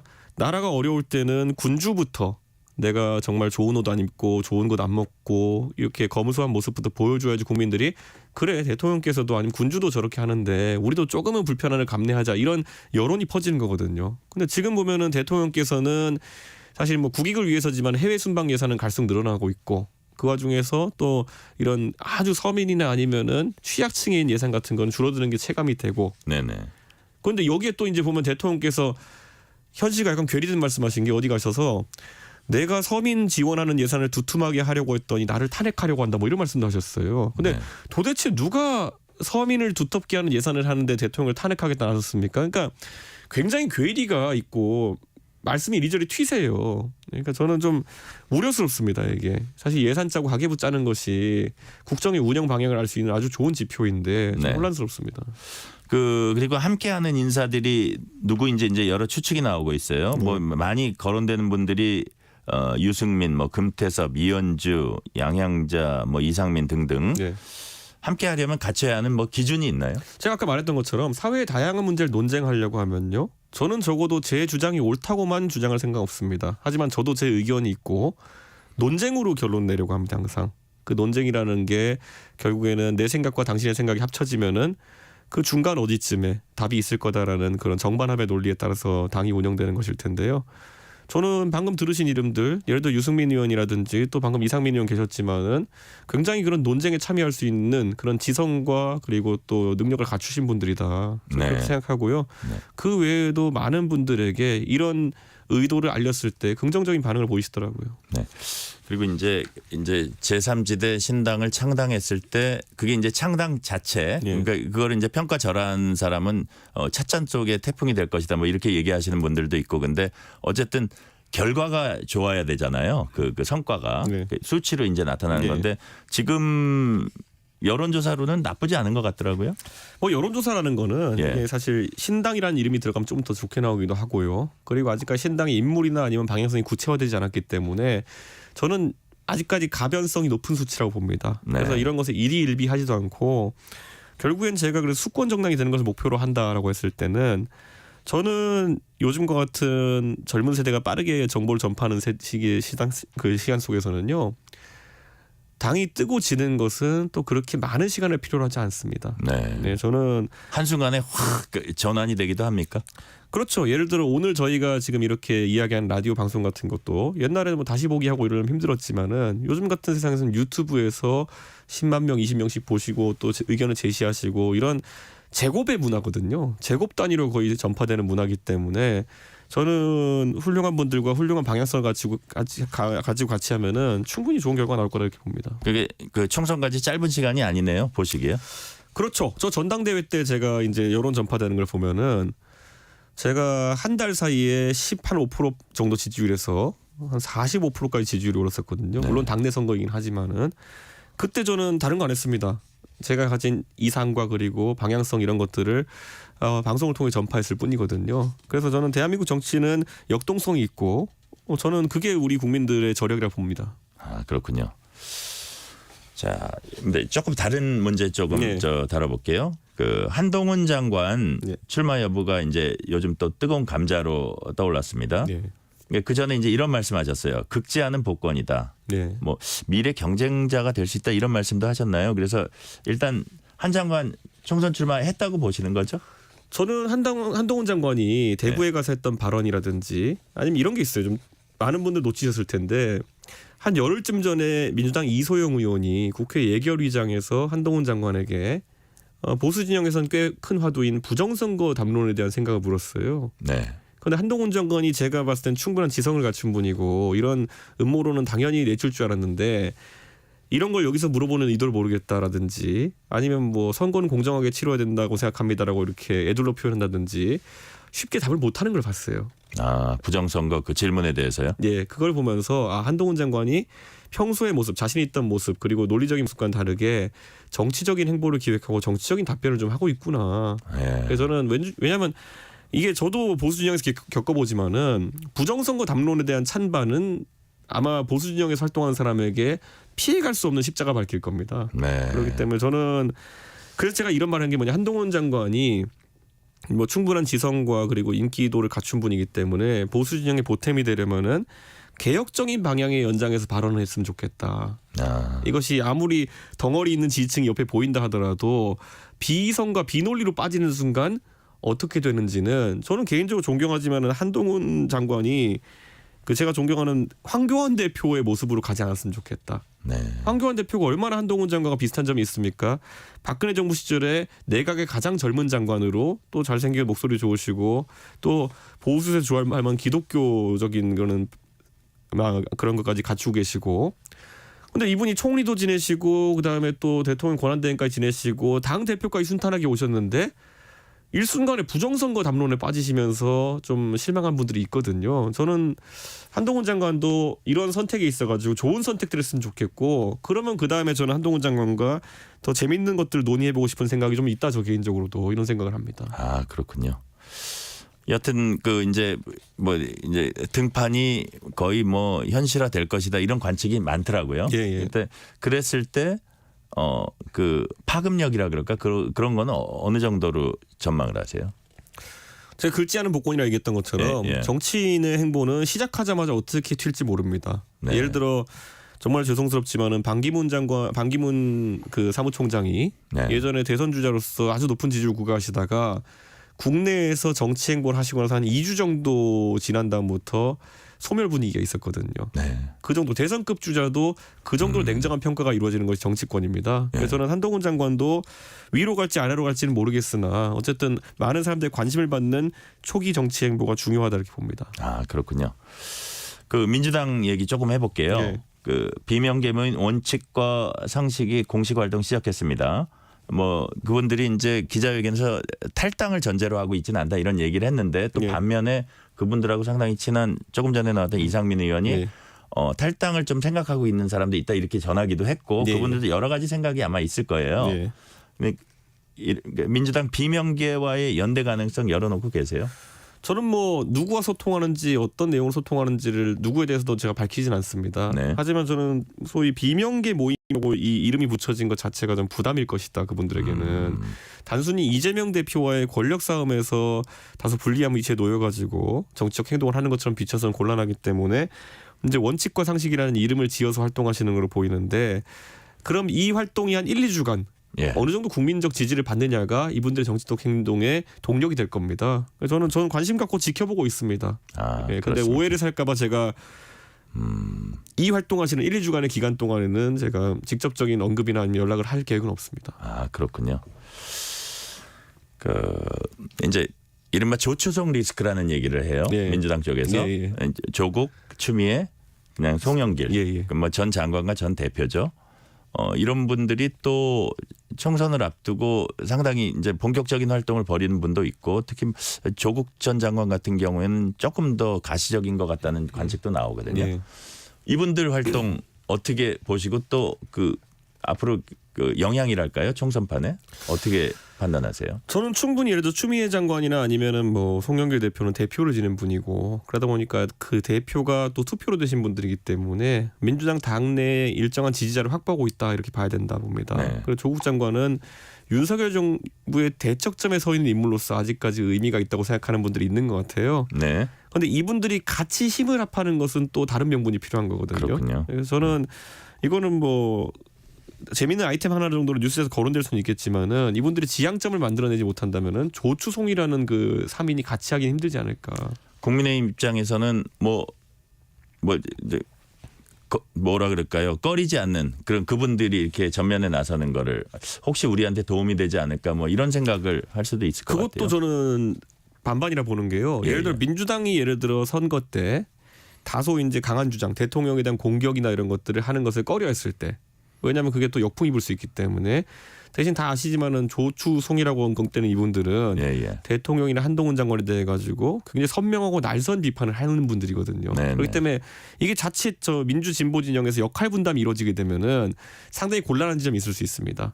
지난 선거 때도 열린민주당이라는 당이 지금 보면 뭐 최강욱 의원이라든지 다소 강성의 목소리를 내지만은 어쨌든 그 지지층에 소구하는 측면이 있었거든요. 그래서 저는 마냥 이걸 보면서 표 갈라진다? 표 안 갈라질 겁니다. 민주당에서는. 대신 오히려 민주당에서 하지 못하는 불편한 얘기들을 여기서 대신해 주게 되면은 국민의힘이 좀 골치 아플 수는 있습니다. 언론 지형에서. 그럴 수도 있다는 말씀이시죠.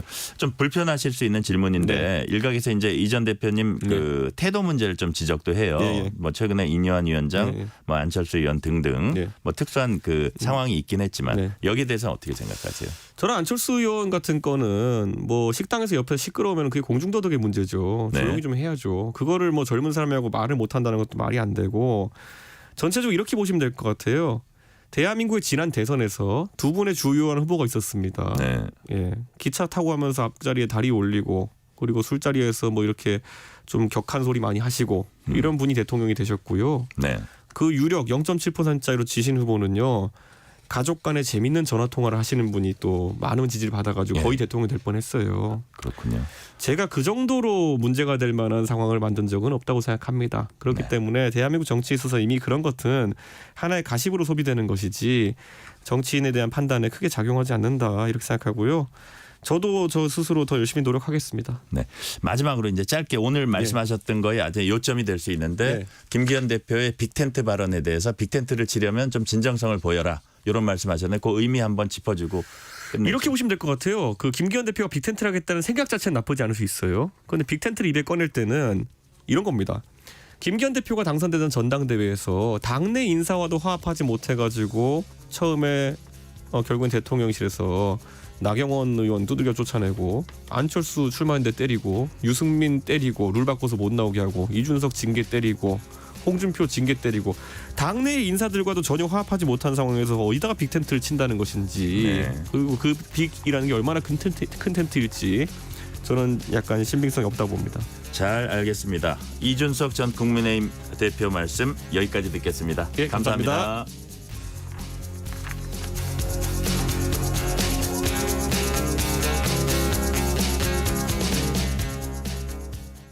노후 건축물의 성면 건축자재 해체 현장을 지키는 성면 해체 작업 감리인을 아시나요?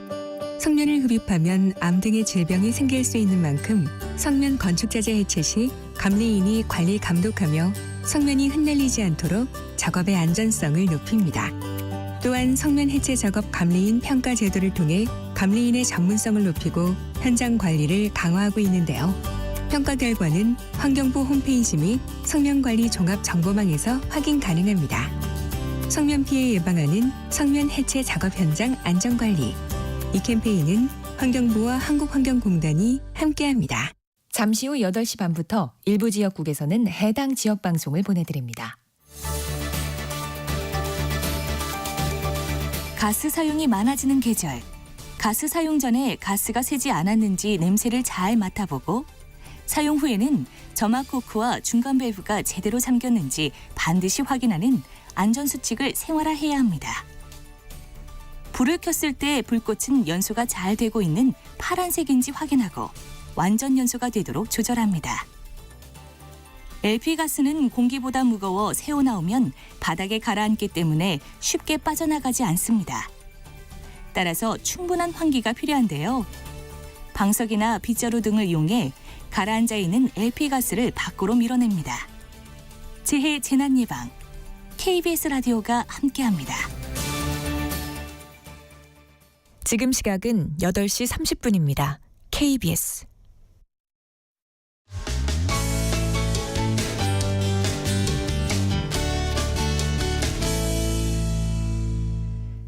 전종철 기자가 진행하는 특집 KBS 1라디오 오늘. 미국 대통령 선거가 1년이 채 남지 않았습니다. 미국 대선 레이스 어떻게 진행되고 있는지 짚어봅니다. 민정훈 국립외교원 교수 전화 연결돼 있습니다. 교수님 안녕하세요. 예, 안녕하십니까.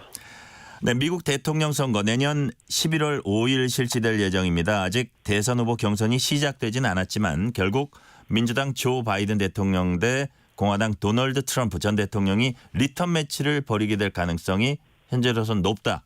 이런 관측이 나오고 있는데 그렇게 볼 수 있을까요? 네, 그렇습니다.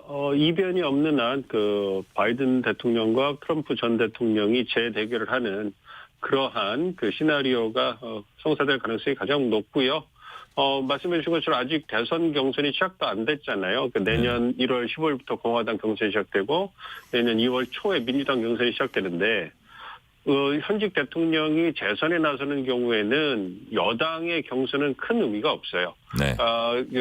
현직 대통령이 인기가 없어가지고 당내에서 유력한 그 경쟁자가 나오는 그 경우를 제외하고는 그런 드문 경우 때문에 바이든 대통령에 대한 유력 후보가 어떤 그 도전하는 것은 가능성이 거의 없어 보이고요. 그래서 민주당 경선은 크게 관심을 못 끌 것 같고요. 네네. 반면에 공화당 경선도 현재 트럼프 후보가 다른 후보들의 지지율 합친 것보다 더 많은 그 여론조사에서 지지율이 나오고 있기 때문에 네. 어떻게 보면 공화당 경선도 트럼프 전 대통령이 독주로 끝날 가능성이 있습니다. 특히 미국 경선 같은 경우에는 아이오와 코커스, 뉴햄스 프라이머리 그리고 남부의 관문인 사우스캐롤라이나 그 프라이머리 이 세 군데 경선을 거치면서 거의 군수 후보들이 다 이제 그 드랍을 하거든요. 그래서 이제 그 레이스를 중지하기 때문에 네. 그런 부분을 본다면 트럼프 대통령의 독주가 처음에 아이오와나 뉴햄프주에서 확연히 드러난다면 그 다음에는 김 빠진 경선이 될 거라고 생각이 되기 때문에 그래서 그러한 과정 거쳐가지고 바이든 대통령과 트럼프 전 대통령의 재매치가 내년 가을에 성사되지 않을까 이렇게 예상하고 있습니다. 정말 고령 후보들끼리의 리턴 매치네요. 그 조 바이든 대통령과 도널드 트럼프 전 대통령 이제 그 두 사람 간의 이제 그러니까 당내 경선 말고요. 두 사람 간의 어떤 수치를 좀 보겠는데 주요 여론조사에서 조 바이든 대통령이 트럼프 전 대통령에게 모두 이제 밀리는 것으로 나타나고 있다고요. 어느 정도나 차이가 나고 있습니까, 요즘? 크게 나는 건 아니에요. 요즘 나오는 그 여론조사 결과를 보면 대체로 트럼프 전 대통령이 바이든 대통령을 2에서 4% 정도 차이로 앞서는 걸로 나오고 있는데요. 별 차이는 아니네요. 그 오차범위 내에 있는 것이 많기 때문에 큰 의미는 없습니다만 어쨌든 최근 실시된 여론조사의 대부분의 경우에서 뭐 작은 차이긴 하지만 트럼프 전 대통령이 계속 우위를 보인다는 것, 이 추세에 대해서 이제 여론이 주목을 하는 거거든요. 네. 그러니까 현직 대통령이 아직 이제 대선이 한 1년 정도 남아 있는데 도전자에게 이렇게 밀리는 상황은 이게 그렇게 보편적인 건 아닌데 왜 그럴까 이러면서 여론에 관심을 갖고 있는 거거든요. 그 이유가 뭘까요? 아무래도 그 경제 상황하고요. 바이든 대통령의 어떤 나이 이 부분이 가장 중요하지 않은가 생각하고 있어요. 뭐 일각에서 이스라엘 하마스 분쟁을 놓고서 민주당 지지층 사이에서 분열이 있어가지고 바이든 대통령의 어떤 그 중동 정책에 대해서 실망해서 지지율이 좀 떨어진 거 아니냐 이런 분석도 있는데요. 가장 큰 요인은 경제 정책. 그 유권자들이 실물 경제의 어려움 에 대해서 굉장히 아직 불만을 갖고 있고 그렇기 때문에 바이든노믹스라고 그래서 바이든 대통령이 주장하는 그런 경제 성과에 대해서 체감을 못하고 그 간극이 아직은 큰 것 같아요. 그 부분이 있고요. 그다음에 나이도 영향을 미치는 것 같습니다. 그렇습니다. 다시 한번 좀 말씀을 드리면 이제 그 경제 문제 이게 이제 그 미 대선에서 본격적으로 부각된 게 아마 1992년 대선이었던 것 같아요. 빌 클린턴과 아버지 부시 대통령이 이제 맞섰을 때 그 클린턴 후보 진영이 바보야 문제는 경제야 이런 구호를 내걸고 그때 이거 갖고 이제 큰 성공을 했던 그 이제 기억이 있고 그 이후에 역시 경제 문제가 미국 대선에서 항상 그 앞자리를 차지했다 이런 그 저도 기억이 있거든요. 근데 지금 뭐 인플레이션이나 이런 게 어쨌든 그 현직 대통령에겐 좀 불리한 걸로 좀 작용을 한다 이렇게 봐야 된다 그런 말씀으로 이해해도 되겠습니까? 그렇습니다. 여전히 그 미국 내 인플레이션이 높고요. 바이든 행정부가 목표하는 인플레이션 2%를 달성하기는 시간이 여전히 걸릴 것 같고 뭐 오늘 나온 그 언론 보도를 보면 그 고금리 때문에 그 일반 그 미국 가정에서 이제 카드 사용이라든지 이런 부분에서 굉장히 많은 부담을 갖고 있다. 그래서 신용 경제를 하는 데 있어가지고 일반 가게가 이제 그 어려움을 겪고 있기 때문에 이 부분에서 미국 내 소비가 위축될 수 있고 미국 내 소비가 미국 경제 70%를 차지하고 있기 때문에 이렇게 되면 경기가 침체될 수 있을 것이고 그러한 추세는 여당이나 그 바이든 행정부에게 결코 유리한 것이 아니죠. 그렇기 때문에 내년 1사분기, 2사분기에 실물 경제의 어떤 그 개선 효과를 유권자들이 느낄 수 있느냐 이것이 가장 중요한 그 요인이 될 거라고 생각하고 있습니다. 그렇군요. 현지 시각 20일에 바이든 대통령이 81세 생일을 맞았다고 하네요. 80세가 넘는 고령에 이제 트럼프 대통령도 제 기억에 47년생인가 그러니까 이제 70대 중반을 넘어서서 아주 그 고령의 후보들끼리 이제 맞붙게 되는 건데 반면에 이제 트럼프 전 대통령은 사법 리스크가 있어요. 의사당 폭동, 선동, 국가 기밀문서 유출 등의 혐의로 현재 진행 중인 형사 기소건만 4건이 됩니다. 그럼에도 불구하고 이렇게 지지율이 압도적인 이유 뭘까요? 기본적으로 트럼프 대통령이 견고한 지지층을 가지고 있어요. 트럼프 대통령 임기 4년을 보면 그때 당시에 지지율이 그렇게 높지도 않고 낮지도 않았지만 어떻게 보면 낮은 편이었는데 그게 큰 변동이 없었어요. 경제 성과가 좋든 나쁘든 한 35% 40%를 꾸준히 유지했거든요. 그래서 콘크리트 지지층이라는 얘기가 있었고요. 그러한 지지층이 여전히 존재를 하고 있고 그리고 트럼프 대통령에 대한 도덕적 기준이 굉장히 좀 낮은 편이에요. 미국 내에서. 그러니까 뭐 그 말씀해 주신 것처럼 어떤 성추행, 그 입막음 사건도 있고요. 그리고 이제 비밀문서를 유출을 하고 그리고 거짓말을 좀 많이 하는 부분도 있고 뭐 이런 부분이 있는데 그런 부분이 있음에도 불구하고 과연 그러한 결함이 있지만 그것이 대통령 출마하는데 결격사유가 될까? 그거는 아니라고 또 얘기를 하고 있고 그 생각을 그 공화당 지지에서 생각을 하고 있고 이와 더불어서 뭐 2020년 선거 결과를 뒤집으려는 그런 시도를 했다. 뭐 이런 부분들이 막 있잖아요. 그 부분에 대해서는 그렇지 않다. 그거는 그 정치적인 공격이 정치적 기소일 뿐이다. 공화당 내에서는 그렇게 믿고서 얘기하십니다. 그리고 2020년 대선의 승자는 여전히 트럼프 대통령이라고 믿는 공화당 지지층이 굉장히 많아요.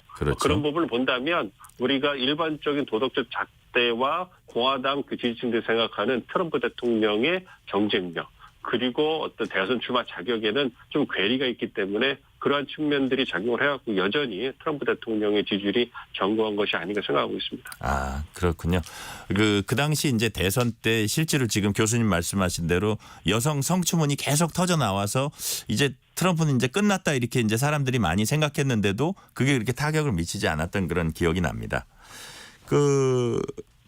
한편으로는 트럼프 대통령이 그렇기 때문에 그 대선에서 승리하더라도 뭐 지금 갖고 있는 사법 리스크가 계속 발목을 잡을 것이다 이런 우려도 나오고 있어요. 예, 그렇습니다. 이번에 그 트럼프 대통령이 경선에 출마할 수 있느냐 이 부분에 대해서 뭔가 그 진보적인 시민단체에서 미국 내 시민단체에서 미시간주라든지 미네소타주, 콜로라도주에다가 소송을 걸었는데요. 그 부분에서 이제 법원에서 다 트럼프 대통령이 경선에 출마할 수 있다. 그 출마 자격에 문제가 없다. 이렇게 판결을 내렸어요. 네네. 그럼에도 불구하고 또 하나 얘기한 것이 2020년 대선 불복 사건에 있어서 트럼프 대통령이 뭔가 그 선동한 이런 부분 인정됐다. 이러한 그 판결을 내렸기 때문에 이 부분에서 얘기가 나오는 거거든요. 네. 그래서 내년 대선에서 트럼프 전 대통령이 당선되더라도 의회에서 네. 탄핵할 수 있는 거 아니냐. 네. 뭐 대선 결과를 뒤집고 국가에 굉장히 심각한 어떤 그 위기를 초래했기 때문에 그런 측면에서 트럼프 대통령이 탄핵당할 수 있다 이렇게 얘기를 하는데 네. 현실 가능성은 크지 않다고 보고 있습니다. 왜냐하면 내년 대선 때 연방의회 선거도 그 같이 치러지거든요. 네네. 그런데 현재 구도를 본다면 민주당이나 공화당 한 당이 연방 상원이나 하원에서 과반을 훨씬 넘는 의석을 차지할 가능성은 거의 희박하기 때문에 그렇군요. 이 탄핵 그 절차를 보면 하원은 과반으로 통과를 해야 되고 상원은 3분의 2의 찬성표가 나와야 되는데 과연 연방 상원에서 민주당이 3분의 2에 가까운 의석을 확보를 하고 거기에 소수의 공화당 의원들이 합세하면서 합세하면서 트럼프 전 대통령의 탄핵 그 심판이 통과될 수 있을 것이냐 이 부분에 대해서는 현실 가능성이 굉장히 낮기 때문에 현실적으로 매우 희박하네요. 예, 희박하고요. 그래서 얘기는 나오고 있습니다만 그것은 가능성이 그치지 않을까 이렇게 예상하고 있습니다. 정작 우리 관심 끄는 건 미국 대선 결과 우리나라에 어떤 영향 미칠지 여부입니다. 바이든이 이제 재선될 경우에 지금 한미 관계 연속성이 예상되는데 트럼프 전 대통령이 백악관에 복귀하면은 한미 관계 다시 많이 변할 것이다 이런 전망도 나오고 있어요. 트럼프 전 대통령이 당선이 되시면 아무래도 안보와 경제 부분에서 안보 부분에서의 좀 변화가 예상이 되죠. 저희가 4년 동안의 그 트럼프 대통령 행정부를 돌이켜보면 거래 중심적 동맹관이 있기 때문에 아무래도 안보를 뭐 본인이 우선순위를 두고 있는 통상 부분에서 미국의 이익을 추구하는 박인이치 어떤 거래의 어떤 수단으로 사용하는 부분들이 있었기 때문에 이러한 부분에서 한미 동맹의 견고성이 흔들릴 수 있다라는 우려가 있고요. 뭐 그런 부분에 대해서 우려를 저희가 계속 그 미국 인사를 만나면서 제기를 했을 때 그분들 이제 워싱턴에서 얘기하는 거는 그럼에도 불구하고 이제 그 한미 동맹의 견고성은 계속 유지될 거다. 크게 걱정할 건 없다. 이런 반응이 나오고 있기 때문에 지켜봐야 될 것 같고요. 경제 부분은 바이든 대통령이나 트럼프 전 대통령이나 미국 우선 통상 정책을 쓰고 있기 때문에 그런 부분에 큰 차이는 없을 거라고 봅니다만 뭐 그 방법론에 있어서는 차이가 있을 수 있기 때문에 그러한 부분에 대해서는 좀 대비를 해야 될 거라고 생각하고 있습니다. 제 기억에 그 트럼프 대통령이 재임 시에 모든 걸 이게 돈의 관점에서 그 정책을 펼쳐나가더라고요. 예컨대 이제 우리 안보 문제에 있어서도 우리 분담금 요구 이런 거를 더 막 거세게 요구하고 그랬던 기억이 나거든요. 비슷한 모습이 펼쳐질 것 같아요. 만약에 당선이 된다면. 네, 그렇습니다. 그런 부분에 대해서 연속성이 좀 있을 것 같고요. 그렇기 때문에 과연 우리도 그 트럼프 대통령이 그 재선이 된다면 거래 중심적인 그런 그 접근법을 통해 가지고 우리는 무엇을 주고 무엇을 얻을 수 있을까 이런 부분에 대해서 실리적으로 접근하는 이런 부분도 저희 진지하게 좀 고려해 볼 필요가 있다고 생각하고 있습니다. 큰 맥락에서 이제 바이든 행정부도 크게 다르지는 않겠지만 아까 잠깐 말씀하셨습니다만 트럼프가 당선되면 이제 통상 압력이라든지 이런 미국 내 공장 건설, 일자리 창출 요구 이런 것이 더 거세질 것으로 예상은 돼요. 그렇습니다. 그 부분은 큰 차이가 없을 것 같아요. 그 트럼프 전 그 대통령이 그 집권했을 때도 이제 그 얘기 굉장히 많지 않았습니까? 처음에 그 2016년 대선 때 공약이 미국 기업들이 그 해외의 시설을 미국으로 돌리지 않으면 고율의 관세를 갖다 부과해 버릴 것이다. 이런 거 굉장히 압박을 했고 그리고 4년 동안에 실제로 많은 미국 기업들이 다시 미국으로 다시 리턴하는 이런 모습을 보여줬고 그리고 그 우리 기업이라든지 세계의 굴지 기업들도 미국 내 투자를 늘리는 그런 모습을 보여왔고요. 바이든 행정부에서도 그러한 모습을 계속 이어주고 있기 때문에 바이든 행정부든 트럼프 행정부든 이런 부분에 통상 부분에서 미국이 우선하고 미국의 노동자에게 양질의 일자리를 제공해 주려고 하는 그러한 고려는 연속성을 갖기 때문에 그런 부분에 대해서는 우리가 연속성을 가지고 대비를 해야 된다 생각하고 있습니다. 잘 알겠습니다. 여기까지 말씀 듣겠습니다. 민정훈 국립외교원 교수였습니다. 고맙습니다. 예, 감사합니다. 지금 시각 8시 43분입니다. 이 시각 교통정보입니다. 서울 시내에서는 강변북로 구리 방향 방화대교에서 한강대교까지 막히고요. 이 구간 지나는데 40분 정도 걸리겠습니다. 올림픽대로 하남 쪽으로 행주대교에서 한강대교까지 밀리고요. 그 사이 서울교 아래 4차로에서 사고 발생했습니다. 고속도로는 제2경인고속도로 성남 쪽으로 문학에서 남동까지 막히고요. 신천에서 광명터널까지 밀립니다. 수도권 제1순환고속도로 구리에서 판교 방향은 구리부터 상해까지 밀리고요. 판교에서 일산 쪽으론 소래터널부터 서운 분기점까지 정체입니다. KBS 교통정보센터에서 유하영입니다.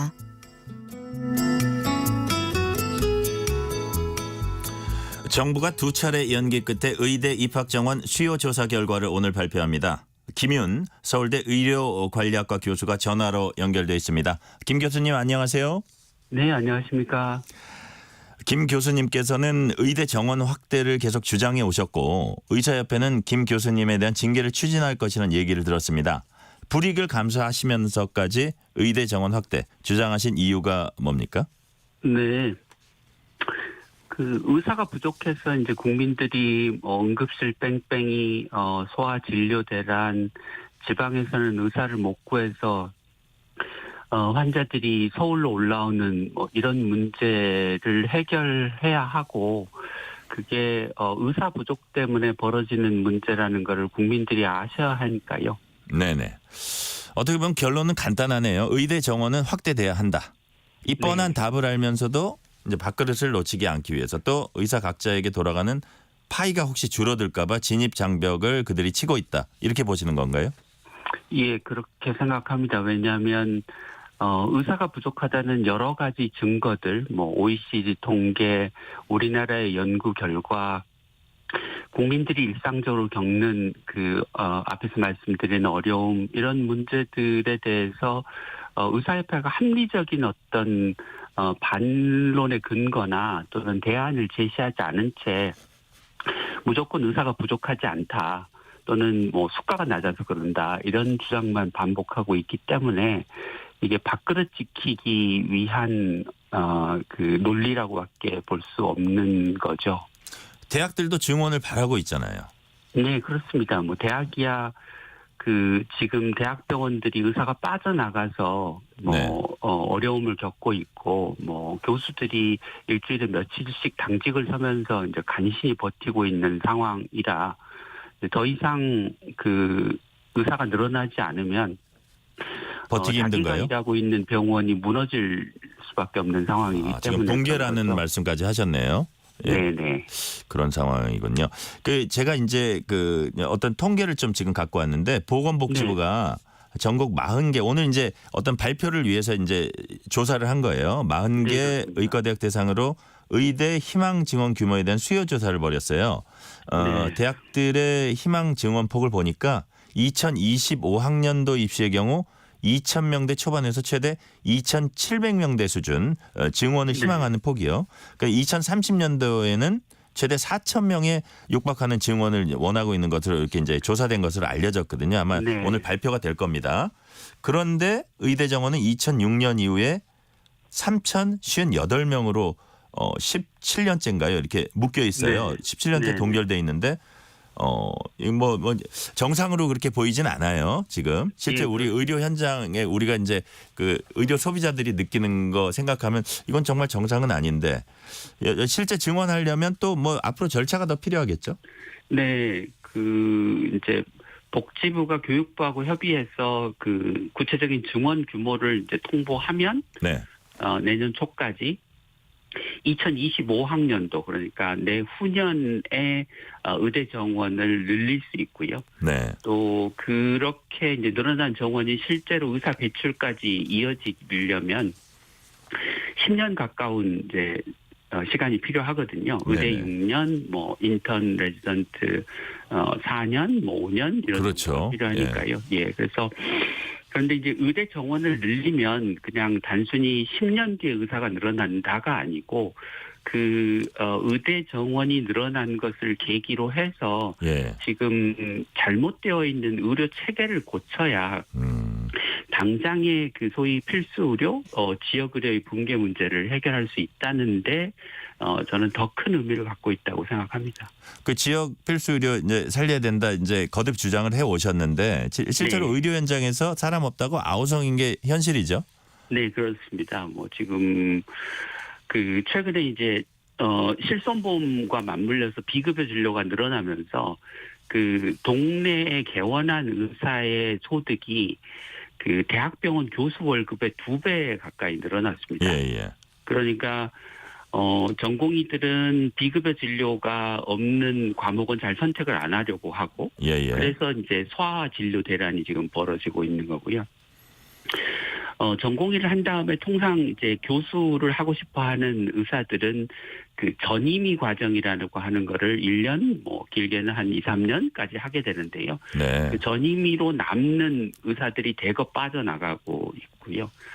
이제 교수를 시켜준다고 해도 개원하는 의사가 늘고 있고 심지어는 교수들 중에서 사직하고 개원하는 의사들까지 늘어나고 있어서 그렇군요.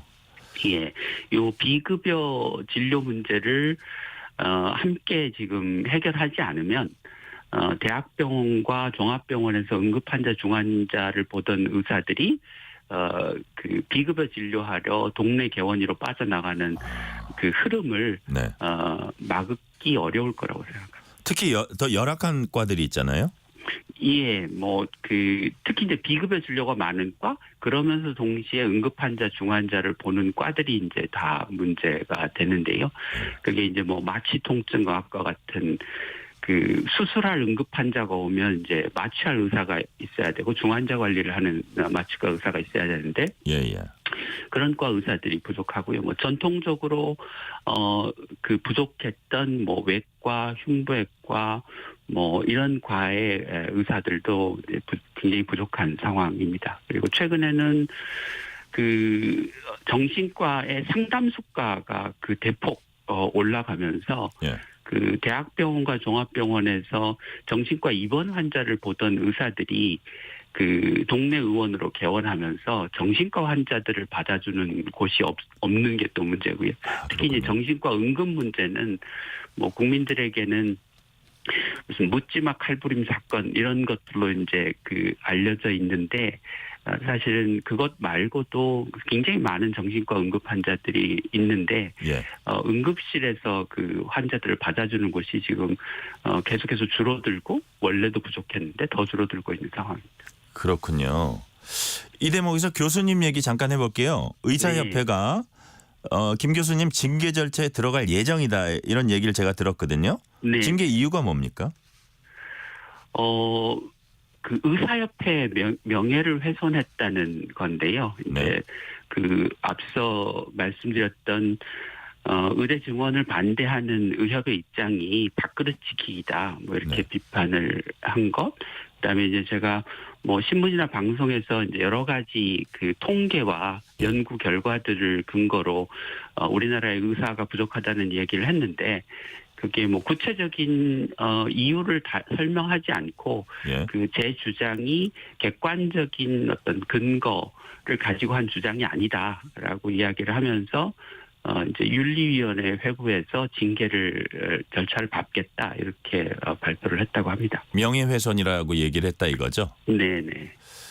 그렇군요. 교수님 어떻게 대응하실 계획이세요? 대한민국이 그 언론의 자유가 있는 나라고 제가 어떤 근거 없이 그런 얘기를 한 게 아니고 네. 뭐 외국의 통계, 이제까지 연구 자료, 제가 이렇게 쭉 전공 분야로 하고 있는 분야에서 이제 제가 가지고 있는 어떤 견해 이런 것을 이야기한 것이어서 그게 뭐 윤리위원회 회부될 만한 사항은 아니라고 생각하고요. 그렇죠. 예.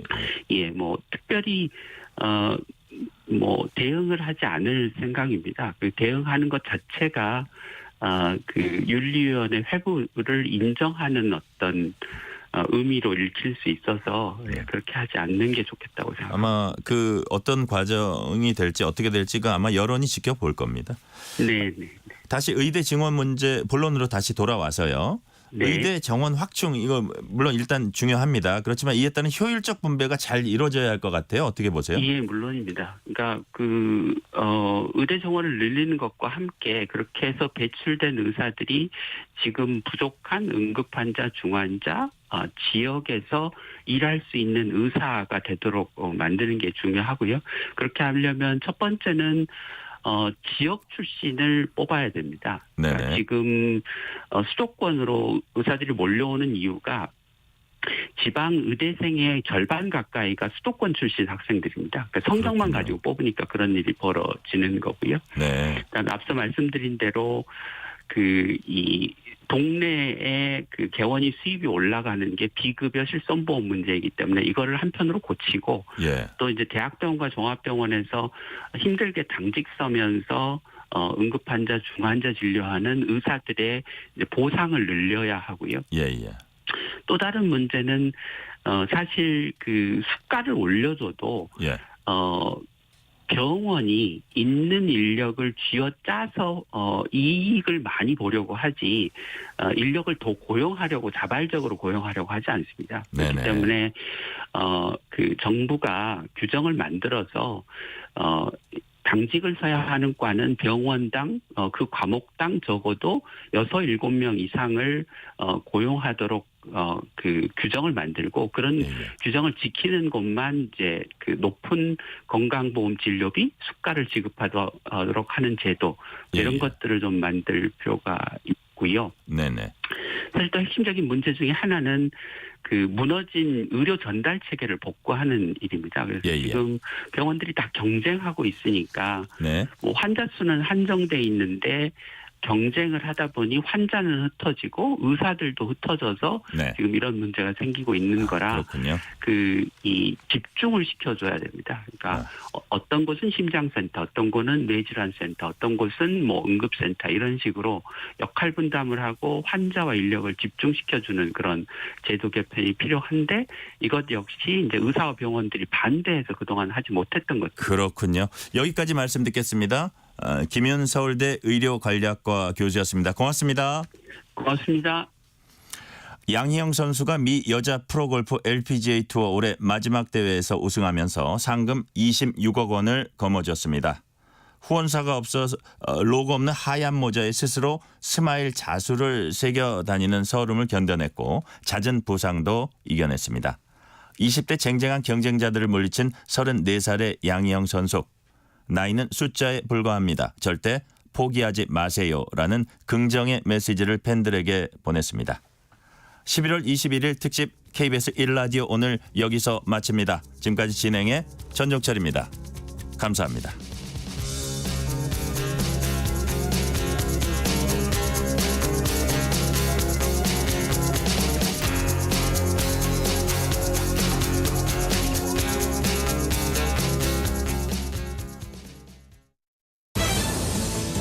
지구촌 곳곳에서 전해지는 지진 피해 소식.